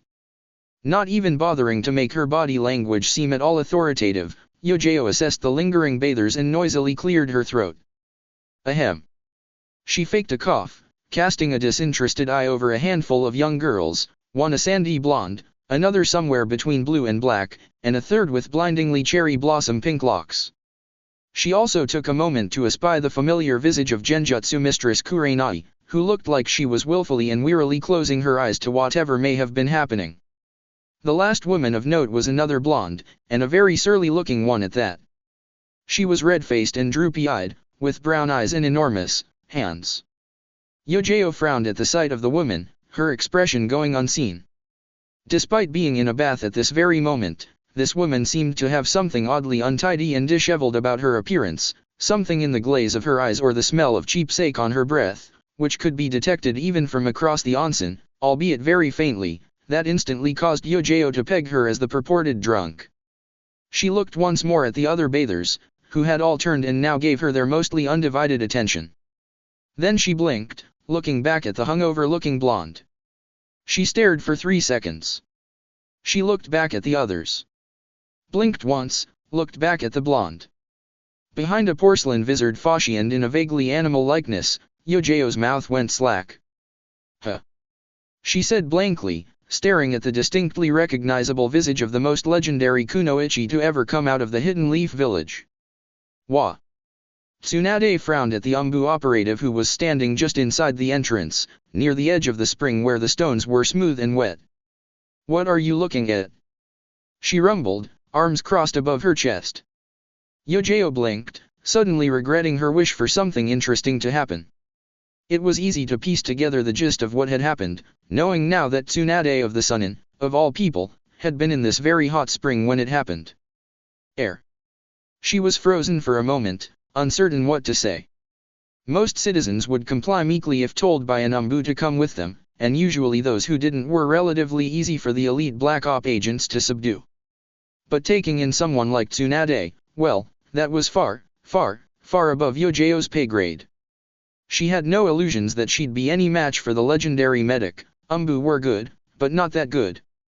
It had been quite a while since Yojo had felt this intimidated, least of all in her own village. Tsunade narrowed her eyes. "I'm not coming with you," she said flatly. "I didn't do anything wrong." Yojo wanted to curse aloud at this statement. Yes, be that as it may," she murmured. "Well, there was a disturbance reported here at this onsen, and it's my duty to find out the cause of it." "That's easy," Tsunade said flippantly. "It was a peeping Tom. That damn Jiraiya." Yojo nearly choked on her tongue at this. Not at the revelation of the Toad Sage's voyeuristic habits, which were well known to most Leaf Kunoichi over a certain age, but the fact that he was here in the village at all. Tsunade was right there in front of her, and Jiraiya had been here, too. Sage, Christ, and Buddha. All they needed was Orochimaru, and they'd have the goddamn trifecta of what the fuck. On a private beach in the Crescent Moon Kingdom, a man in a Hawaiian shirt sneezed into his martini. Taking a deep breath to keep from losing her shit, because, seriously, the presence of two of the legendary Sunin in the village at the same time was big freaking news, Yojo calmly and collectedly took out her notepad and pencil, and began to write. Jiraiya-sama. So he was the one responsible for the explosion. It was his fault it had to happen, yeah, said Tsunade, eyeing the ANBU agent suspiciously. If he hadn't been such a pervert. Yojo resisted the urge to sigh. It had to happen? Would you mind elaborating on that? She requested. Tsunade glowered, but did as she was asked. He was peeping on us, so of course I got angry. Like any good citizen, I made to apprehend him and give him a good scolding. The blonde scowled darkly. But he got away before I could catch him. Yojo felt a bead of nervous sweat form on her brow. I see. So, in the process of trying to apprehend him, did you do anything that might have caused damage to the onsen? She cautiously inquired, wary of invoking the medic's legendary wrath. Like, for instance, to the divider. Humph, Tsunade harumphed. I might have thrown it at him, but I hardly see how that's relevant. Shouldn't you be tracking him down? I don't think he's the one responsible for all this damage, Yojo said delicately, gesturing at the splintered and barely standing perimeter fencing, the spiderweb cracks in the stone tiles, and the considerable volume of water which looked to have been splashed everywhere but the spring, dousing every surface in sight and leaving the onsen barely 2/3 full. Are you really suggesting that I'm the one who will get into trouble for this? Tsunade growled, her voice low and dangerous. She made to rise from the bath, but a hand on her shoulder from the young pinkette managed to cool her down, or at least somehow restrain her. We'll be sure to handle Jiraiya-sama appropriately, Yojo said coolly. However, the matter of the damages incurred here is rather more serious. You may very well have to pay a rather hefty fine for disturbing the peace, on top of financial reparations to the Kikushidarayan. Tsunade stared uncomprehendingly. What? I'm sure it was very distressing to be peeped on, Yojo said appeasingly. But one offense does not justify another. You will have a chance to argue your case before a judge, I am sure, and Lord Hokage himself might want to handle this particular incident, considering the circumstances, but if you cooperate now, we might be able to work out a plea bargain. Tsunade blinked. Her jaw was agape, and her eyes looked nearly as wide as dinner plates. The other bathers present seemed variously interested, even Kurenai cocking an eyebrow at the boldness of this ANBU. Not many people would have the balls to try and put the screws on one of the Sunin like this. The young pinkette seemed to lean in and whisper something reassuring to Tsunade, who let out a weary, long-suffering sigh in response. Yojo, herself, was just praying to God that this would work. She knew that if Tsunade tried to resist arrest there was not a damn thing she'd be able to do about it, but she could hardly just turn and look the other way. This was the Slug Princess, the most famed medic ninja in the world, and one well known to have been avoiding Konoha like the plague for over a decade. Honestly, by this point all of her legal talk was just a pretense to get Tsunade before the Sandaime. It was practically her civic duty to ensure that Tsunade stayed in the village for as long as possible. If the woman had to be reconscripted into the hospital under the guise of community service, then so be it. Well? Yojeo asked. What do you say, Tsunade-sama? The blonde slowly shook her head and laughed, appearing grimly amused. You clever bitch, she murmured, eyeing the ANBU operative with the slightest hint of something like respect. A sigh. Fine, whatever. I should have known something like this was bound to happen sooner or later. She stood up and got out of the bath, sparing an unreadable glance for the pinkette who'd been beside her. A young girl Yojeo recognized as the Hyuga heiress went to the slender lass's side. Well, let's go see what Sarutobi-sensei wants, Tsunade muttered, sighing, and shaking her head. Heh, with my luck this'll have all been orchestrated by Shizune in some wild plot to get me to come back here for that blasted family reunion. The Sandaime stared blankly, seated in his office atop the Hokage tower. Blink. Blink. Tsunade had her arms crossed over her chest, stubbornly looking at the wall to her left. Refusing to meet her old teacher's gaze. Yojeo had already left the office at Hiruzen's request. He'd thanked the ANBU agent for bringing this matter directly to him, and then dismissed her and told her to take the rest of the week off, maybe spend some quality time with her boyfriend. Hokage's orders. Master and pupil were in silence. The office was empty save for these two, sunlight streaming in through the window. It was a tense atmosphere, like a spring compressed in someone's hand. Things were still and silent for the moment, but it couldn't last. Sooner or later something would give, and then the shit would hit the fan. The Hokage sighed. He rested his chin on folded hands and closed his eyes, losing himself in rumination for a brief moment. Tsunade fidgeted, feeling like a naughty schoolgirl sitting before the headmaster. And not in the sense Jiraiya would use in his novels, either. Even now, with his former students over 50 years old, Hiruzen Sarutobi still had knack for making at least some of them feel like foolish children. Neither one spoke for several seconds. They just stood there, or sat, in the Sandaime's case, and waited. For what, neither could really say, but they certainly weren't just procrastinating. No, perish the thought. They were just, waiting for the right moment. Yeah, that's it. Waiting. After a seeming age of quiet, however, one of them finally broke the silence. So. Yeah. Perhaps not an especially eloquent or Shakespearean dialogue, but it was something. It didn't convey any great meaning between them, or even begin to cover all of what they felt needed to be said, but at least it was a start. You're back in Konoha, Hiruzen said, eyeing Tsunade curiously. That's new. I could have sworn you said, what, that you would never come here again even if it was the last civilized place on Earth. To be fair, I didn't realize where I was until like half an hour ago, Tsunade responded evasively. And I'm sure I was drunk when I said that. I was definitely drunk when I came here. Yes, you were, Hiruzen agreed solemnly, recalling the night in question when a grieving Tsunade had finally snapped and stormed out of town with her kid niece in tow. Almost he imagined he could still detect lingering, stale traces in his nostrils of the alcoholic reek which had clung to her at that time. Very drunk. For a moment, another awkward silence stretched out between them. Tsunade broke it with a sigh. I suppose you plan on charging me with property damage. She said wearily. Maybe disturbing the peace, too. I could feel the vibrations from here, Hiruzen remarked. Idly he fingered his pipe, smokeless and unlit. I have considered it, yes. Tsunade, for her part, had the decency to at least look the tiniest bit contrite.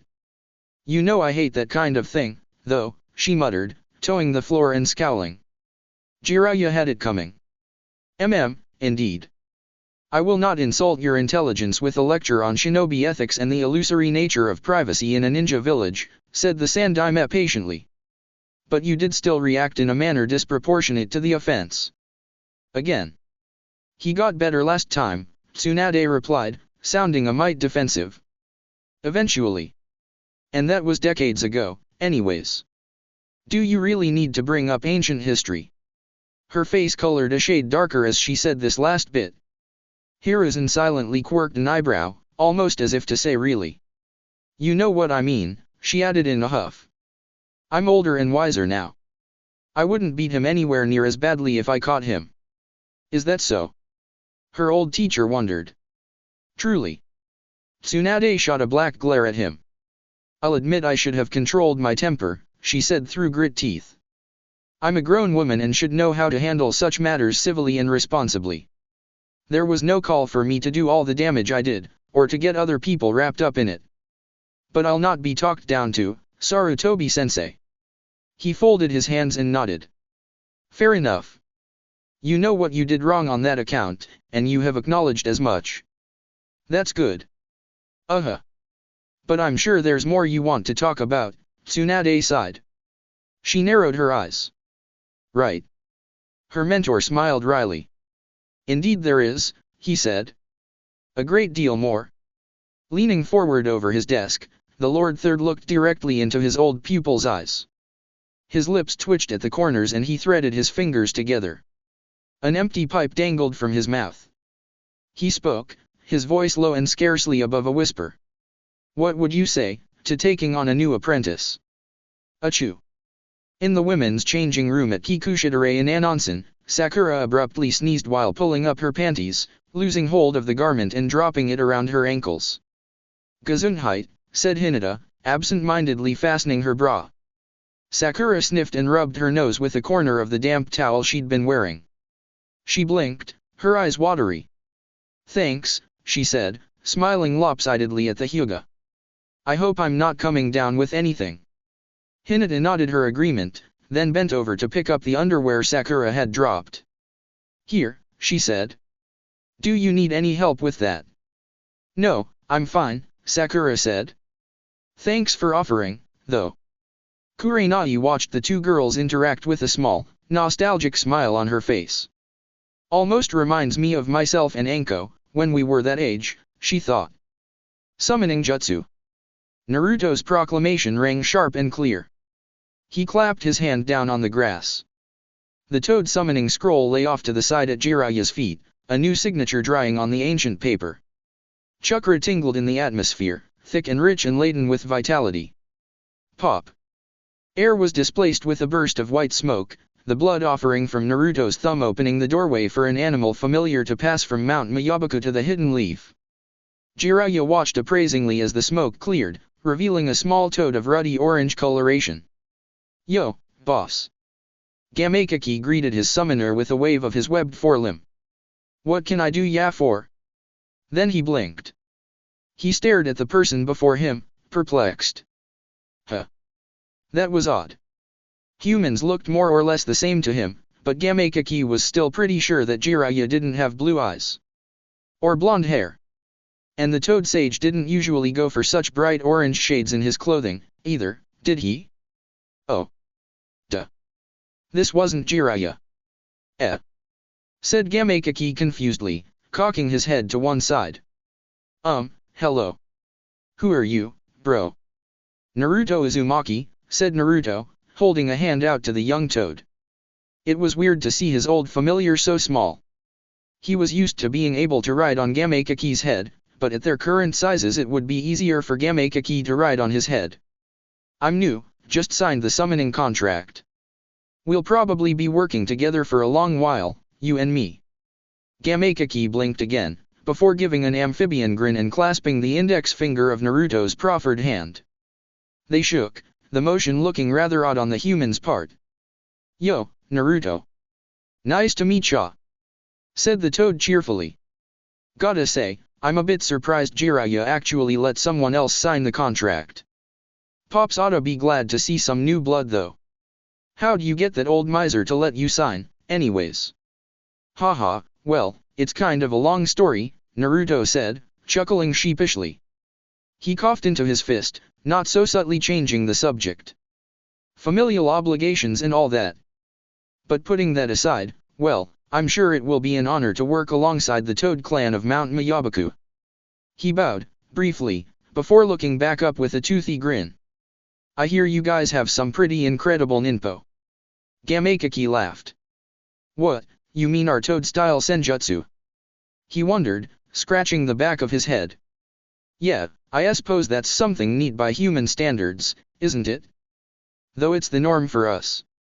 Reckon I could try teaching ya, but Pops might get fussy about that.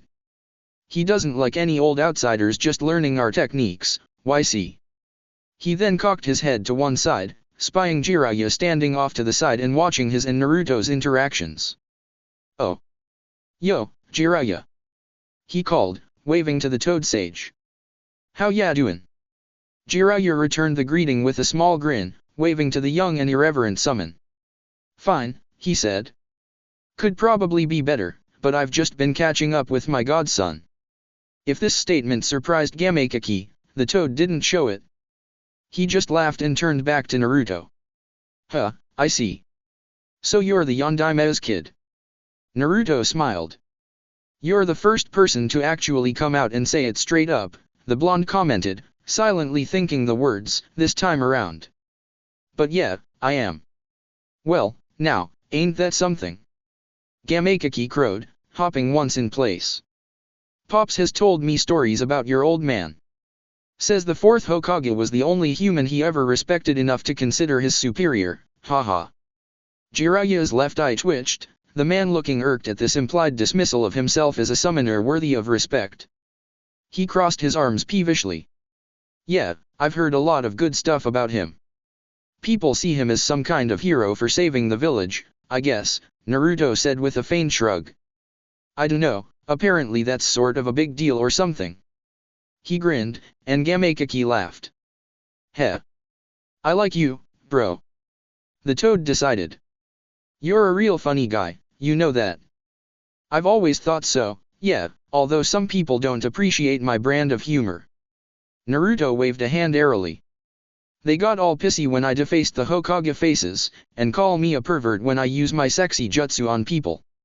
I mean, sure, I am something of a perv, but so are the people those jutsu work on. Gamakaki cocked his head curiously. Jiraiya also looked a bit intrigued by this comment, wondering perhaps what it could be referring to. Sexy jutsu?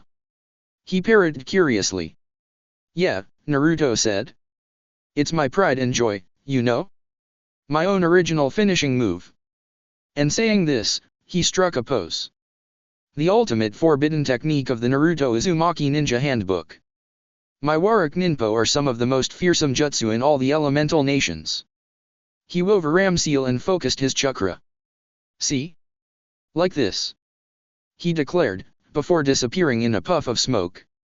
Pop. A slow, seductive, jazzy theme might have been playing in the background as the smoke cleared.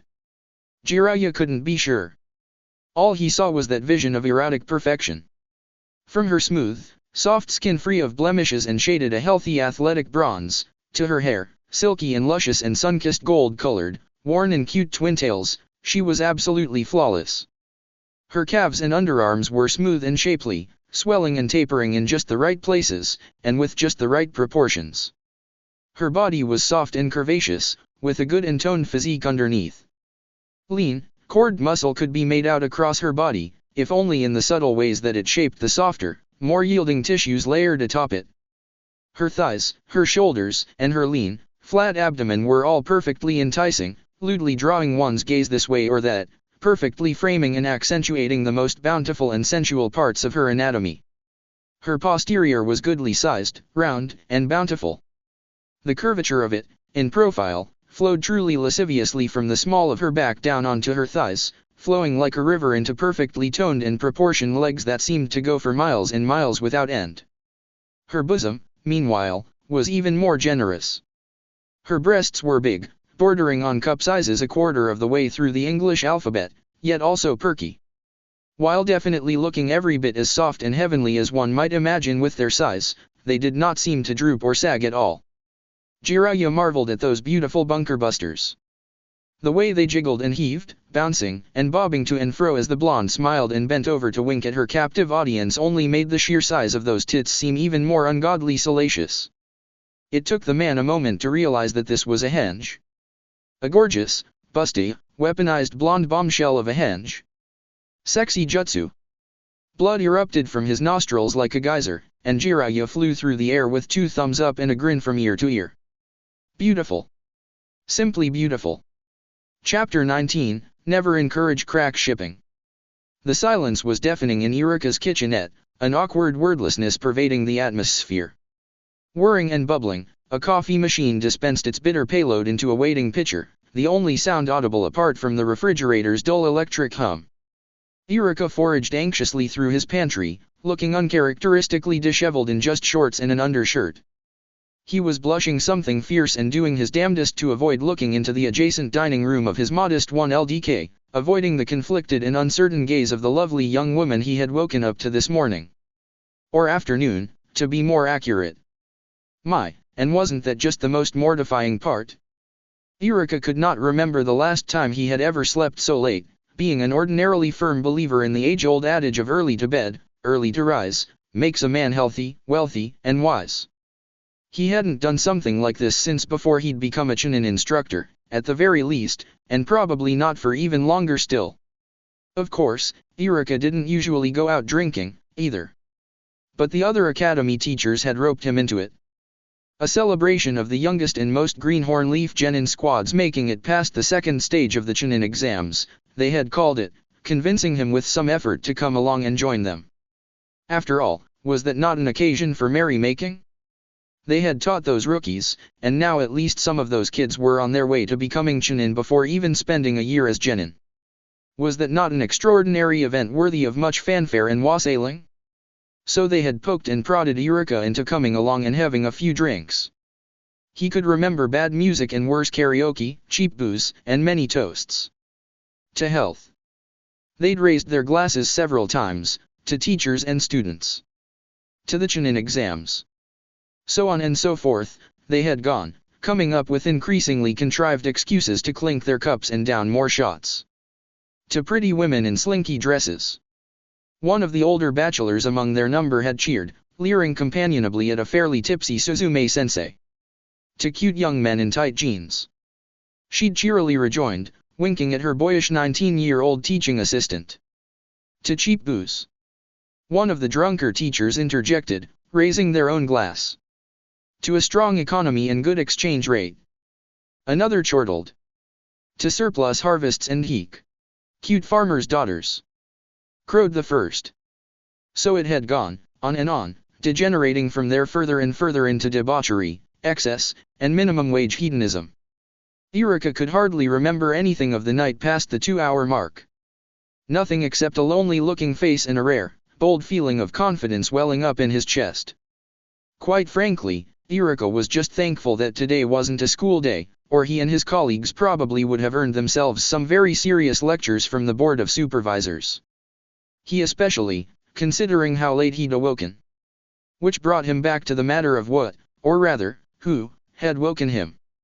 Thus his thoughts came full circle, and he was left no recourse but to ignore everything and hope it went away. With a soft groan, Eureka removed the pitcher from its niche and poured himself a hot cup of joe. Ugh! How drunk was I, last night? He heard his surprise bedmate mutter. I don't know how she can stand to do this all the time. This piteous moan came from the dining room, reminding Eureka of his lovely and unexpected house guest. His cheeks burned hotly, the young man immediately recalling the very first thing he'd seen upon waking up that afternoon. It had truly been a wonderful view. I wouldn't know, Eureka said, trying to distract himself from thoughts of naked flesh. I can't really remember what happened, well, at all last night, really. It was a very eventful evening. Don't think about sex. Don't think about sex. Don't think about sex. Yeah, I'll bet it was, the woman said almost absent-mindedly. She sounded a tad disappointed. HRM. But you don't remember anything, then? Not even, how we got into bed together. Or, what came afterward. And I just thought about sex. Damn it. Eureka blushed a vibrant, rather striking shade of scarlet. No. I only wish I did, he blurted out, failing to censor himself in his pre-coffee state. It would still take several minutes for the caffeine to kick in, So there was a moment of awkward silence before he actually registered what he'd just said. You know. So I could, He heard a squeak, and a moment later his guest started to stammer. Well, I don't blame you for wishing you could remember. She nervously babbled. I can't really recall what happened last night, either. A pregnant pause passed between them, lasting several seconds. She broke it hesitantly, with a mumbled, so, say, do you suppose, it was any, good? Eureka jumped. This question so startled him that he nearly dropped the sweetener into his coffee, packet, and all. What, the sex? He asked unthinkingly, replying before he could measure his statement. He heard a thump and a crash from the dining room, sounding almost like someone had jumped, fallen, and tipped the table. Yes, came his guest's voice. The SSSS sex. Well. Eureka flushed deeper and scratched the back of his neck. Do you take milk or cream with your coffee? He asked, not sure what to say in response to a question like that. Could he really be honest and say he had no idea, because it wasn't like he'd ever actually had sex before? Cream, she said, and he heard her grunt, and the sound of something heavy being shifted. And 2 sugars. Will artificial sweeteners do? He asked, taking an anxious sip from his own coffee. My sugar's buried kind of deep in the cupboard. So sure, she answered. That sounds, good. He felt himself blush at this word, as though it had suddenly taken on a very dirty meaning from the context of their prior discussion. Would he ever be able to say good again without thinking of her question, and the circumstances which prompted it? Or perhaps the phrase would forever become associated in his mind with the flash of her naked body, the reddening of her face, the widening of her eyes as she watched him blink and realized that he was awake and looking right at her. Yes, he said, gulping. Good. The word even felt dirty coming in his own mouth, and Eureka felt embarrassed to say it. With one simple inquiry it seemed that this woman had forever tainted one of the most common and innocuous of words, making it sound so lewd and indecent to Eureka. Clumsily, the Chunin shook his head, as though the motion would somehow send all these confusing thoughts tumbling out of his brain, and grabbed another mug, completely plain, eggshell white, and a thing of creamer. Steam rose from the coffee in sinuous tendrils as he poured it, something about the shape of the ascending wisps bringing to mind long and slender legs, smooth and firm with a tempting softness, the contours which climbed all the way from dainty little toes to a lovely pair of. Eureka slapped himself, preempting his thoughts right as they were about to plunge headlong into the gutter. Are you okay? That accursedly pretty woman called, a hint of slight worry in her voice. Of course she could hear him. Yes, I'm fine, he called back, grabbing a packet of sweetener next. It was nothing. Really? Her voice came, sounding unconvinced. I thought I heard. It was nothing, Eureka insisted. I just slipped a little bit. Oh, she said. Well, be careful, then. Don't hurt yourself on my account. Eureka blushed, feeling almost more flustered by this simple show of concern than by any recollection of bare skin and supple curves. I will, he mumbled, tearing open the packet and dumping the non-sugar into the coffee. No need to worry. He swilled the mug's contents with a stirrer, feeling hesitant to head into the dining room. Oddly, he realized that he didn't even know this woman's name, or at least he didn't remember it. It felt entirely surreal to think this. He had woken up naked next to a woman whose name he didn't even know. Heaven above, that made him feel absolute awful. Just thinking about the mere idea of it left Eureka feeling guilty, as though he had done her an inexcusable disservice. Feeling painfully aware of the fire in his cheeks, Eureka reluctantly took the mug out to his guest. He noticed that the table was arranged differently than it had been when he went into the kitchen, and its position appeared to have been slightly altered. Here you go, he said distractedly, setting the coffee on the table in front of her. Be careful. It's, hot. Despite the mussy state of her hair, the bags under her eyes, and the fact that her clothes were dirty, disheveled, and smelling strongly booze, something about the woman before him left Eureka feeling butterflies in his stomach. It might have had something to do with the fact that he could still vividly remember the sight of her standing above him, stretching in her birthday suit to reach a pair of panties that were dangling from the ceiling fan. The woman smiled appreciatively, lopsidedly, and blew once on the mug's contents before taking a sip. "Thanks," she said. "I appreciate the hospitality."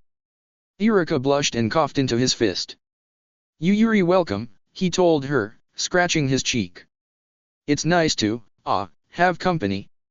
She stared intently down at her coffee, and he saw her face flame up at his words. "I see," she said awkwardly. "That's nice. You have a nice place."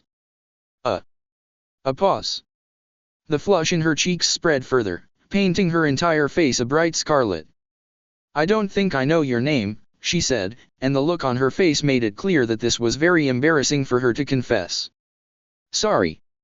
Iruka laughed sheepishly. No, that's okay," he told her. "You're not the only one." "Swallow. You don't remember your name?" she asked him, blurting it out. No, I know my name," Iruka said, sweat dropping. "I suppose I worded that poorly, my fault, sorry." She looked at the wall to her right, the flush crawling swiftly down her neck. Iruka watched her spreading, deepening blush with a hint of fascination. "Oh," she said lamely. "Oh. Yeah, okay. That makes sense, guess I wasn't thinking clearly." "Don't worry about it," Iruka said, fidgeting nervously. "Neither of us is at the top of our game right now." He looked down at his shorts and undershirt, feeling extra conscious of his state of dress. "I'm a mess," she groaned miserably. "I look awful, don't I?" "Of course not." Iruka immediately replied, the force of this statement surprising even himself. He flushed. I mean, you just haven't had a chance to wash up yet." He trailed off. She fidgeted self-consciously. "I'm sorry," she said. "This is so awkward. I've never really been in this kind of situation before. I have no idea what the right thing to do is." "You and me both," Iruka sighed. "Geez. I'm sorry if I've been making you feel uncomfortable." No, I'm fine." She yelped, nearly jumping out of her seat. "I'm perfectly fine, it's not uncomfortable or anything. I just, don't have experience with this sort of thing." "Me neither." "To be honest," Iruka gulped. "I have no idea what this means. Where do we even go from here? Neither one of us remembers a thing about last night." She fiddled with a stray lock of hair. "I don't know," she said. "Where would you want it to go? I mean, I know we were drunk, but this is still the first time I've ever, woken up in bed with a man." Iruka said. "So you're also, or you were also, He fidgeted. She blushed. "You too?" she asked. "I'm surprised." "Why yeah," he said. "I'll admit I'm a little surprised that you are, too, a pretty girl like you." A silence. "Oh." She squeaked. "You mean, you think I'm?" "You are," he said, his face a deep shade of red. "But I'm sure you hear that all the time, Her expression brightened, a small smile gracing her lips. "It's Shizune," she told him softly. "And I suppose I've been told that before, but..." Fidget. "Being flattered by drunks and perverts just doesn't feel the same. I suppose it helps that you haven't once tried to, grab me since you woke up." He scratched his cheek. "I see. That's a nice name, Shizune. It suits you." He smiled, absent-mindedly rubbing the scar on the bridge of his nose. "You can call me Iruka." "Oh, is that a code name?" she asked, seeming to relax a little bit. "If it is, then it got assigned to me awfully early," he answered. "But, no, it's just my name. Iruka Umino." She took another sip of her coffee. "Do you go by a different name on the job, then?" she asked half-jokingly. No, he said, waving a hand in the air, smiling sheepishly. "Sorry to say I'm just a run-of-the-mill academy instructor, nothing especially impressive." Shizune met at this, looking absent-mindedly thoughtful. So you're good with kids, then? She found herself murmuring. Maybe, maybe. Iruka laughed, slowly loosening up.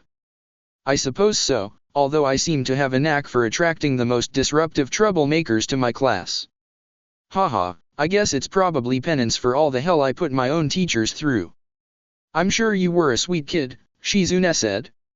I really wasn't, he told her, shaking his head in spite of a grin. It makes me cringe to think about all the mischief I used to cause, especially now that I know what it's like from the other end. And just what sort of mischief did you cause back in the day? She asked coyly. Iruka blushed and scratched the back of his neck. Oh, all kinds. He said. I was a real nightmare, in those days. But then I suppose we all were, in our own ways. He trailed off with a shrug. Well, I'm sure you know how it was, after the attack, he said. I was just a kid when the Kyuubi came, but, well, I'm sure that's not something we need to talk about right now. He waved it off. I suppose you'll want to use the shower. I really need it, she answered, nodding. Any preference about when you want to go? He asked. I should probably have a quick shower, myself. He stomped down the tiny, damnably incorrigible voice that told him to share, not knowing, or guessing that Shizune was repressing a similar impulse at the exact same moment. That was probably for the best. Sasuke sighed long-sufferingly as he approached the dango shop. His eyes were glaring holes into the dirt road, his face a mask of suppressed irritation. This is irksome, he thought to himself. Naruto and Sakura are both making inroads with their former mentors, while I... He scowled. Most assuredly, Naruto had to have signed the Toad summoning contract by now. And even if he hadn't quite yet, he was sure to do so ere the final phase of the Chunin exams. Sakura, too, had begun to establish a rapport with Tsunade, and with her luck was bound to be taken under the woman's wing sooner rather than later. This bugged Sasuke a little more than he was happy to admit. Mostly because he didn't want to have to hold back the better part of his arsenal in the final phase, when it came time to fight Naruto. And they would fight, so help him, even if Sasuke had to personally move heaven and earth just to make sure no one interfered. While he could always fish a copy of the Hawk summoning contract out of his clan's storage, Orochimaru and his avian kin would not make for an appropriate match up against one of the Gama clan. It wouldn't feel right. If he and Naruto used summoning jutsu in their match, and they probably would, if they had to refrain from using their favored trump cards of perfect Susanoo and Biju Sage mode, considering the restrictions of the far too small arena they would be duking it out in, Sasuke wanted it to be a reasonably fair fight. Which meant he would need the snake summoning contract. It just wouldn't feel proper, otherwise. Unfortunately, the route via which Sasuke had originally obtained the snake contract was presently unavailable to him. Perhaps for good, if Orochimaru vanishing to the furthest edges of Naruto's maximum sensory range was any indication. So that was kind of a problem. Fortunately, his wife had pointed out a possible alternate route to getting his signature on the Ryuka Cave contract. Unfortunately, however, the way in which Sakura had suggested for him to convince Anko to train him was, well, undignified, to say the least. Anko-san is also a snake summoner, isn't she? You could probably get her to teach you, if you put your mind to it. And it seems like she's taken a shine to you in this timeline, too. You could probably appeal to her vanity by pretending to have a crush on her. And she is a very striking woman, isn't she? I'm sure it shouldn't be too much of a stretch to imagine you having a mild infatuation with her, dear. And she'd winked while saying this, too. Sometimes, a part of Sasuke longed for the days of the slavishly obsessed fangirl Sakura who would have never thought to look at another man. Or maybe the later, violently possessive girlfriend Sakura who probably would have brutally murdered him at the slightest hint that he might even jokingly entertain the notion of possibly someday looking at another woman. Then he'd stop, sigh, and admit to himself that, truthfully, he wouldn't trade the playful and open-minded wife he had now for the world, even if she did like to tease him more than his pride would have preferred. Turnaround was fair play, he supposed, and it was admittedly fun for him as well, when they were alone. It was kind of ironic how the girl who used to follow him around like a lost little puppy was now probably the only woman alive with the raw force of will and sheer determination to tame the henceforth untamable Sasuke Uchiha. Or maybe appropriate. Possibly funny. Sasuke was not an expert on literary terminology. But, either way, Sakura did have a good point. As usual. The Uchiha coughed into his fist as he crossed the threshold of the dango shop, spying his target languorously slouched over a plate heaped high with sweet, skewered dumplings. With a mixture of acting skill and the remembered sensations of the woman slyly pecking him on the cheek while certain other things pressed into his back, he willed his face to color a slight pink. Every aspect of his behavior from that point onward was carefully calculated, each slight tremor of his voice and shift of his glance carried out with precise deliberation. He made a point to glance at her chest as though unable to quite help himself, darkening his cheeks a shade further before jerking his head up. He fidgeted and mumbled and consciously failed to completely look her in the eye, hesitating just long enough to make it seem natural, stumbling over his words in such a way as to emphasize nerves without too greatly diverging from people's perceptions of himself.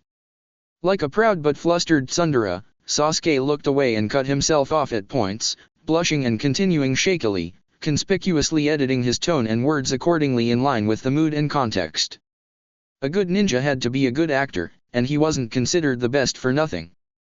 He introduced himself awkwardly, making a show of anxiety in how he greeted Anko, clearing his throat and making it look like he was trying to uphold his pride even as he confessed something embarrassing. Very few people could see through his acts. Naruto was one, and Sakura another. Hinata could also penetrate his less subtle facades, although the better ones tended to trip her up.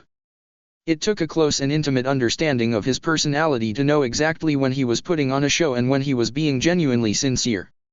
And that's the way it was with most people, really. Sasuke's talents for the multiplicitous pretensions of everyday civility were simply a little more advanced than most. "Ah, excuse me. Anko-san, was it?" he inquired, flushing and mumbling a bit. "Hi, I'm Sasuke. Do you, remember me?" Anko looked up from her dango and eyed Sasuke curiously. She smirked a tad at the sight of his apparent beflusterment. "Yes," she said wryly. "I'm Anko, and Anko means me. And I don't know about any Sasuke, but I do remember a cute little twerp with some decent skills outside the forest of death, though he still managed to get all embarrassed over a tiny bit of physical contact." "Heh." She chuckled, eyes dancing with amusement. Sasuke's hand twitched to his cheek, the side of his face where Anko had planted that playfully chaste and teasing kiss. His blush became a little more genuine, as he noted a hint of the slightest and most general apparent similarities between Anko and Sakura. A scary thought if there ever was one. Yes, well, he stammered, looking away from Anko and making a point to seem like he was resisting the urge to look more southward of her face. "Well, that was, a surprise and it sort of, caught me off guard." "I see," Anko said, grinning from ear to ear. "So you find yourself feeling confused and intrigued, do you? You really are just an innocent little brat. No need to feel ashamed though, kid. It's only natural you'd become infatuated with a babe like myself." Sasuke's sweat dropped at the immodesty of this statement. "You sound awfully sure of yourself," he mentally tsukumaed, biting back the urge to make a sarcastic retort. "I'm not an impressionable little boy who gets a crush on any halfway attractive woman he sees, you know. That's more Naruto than me, really."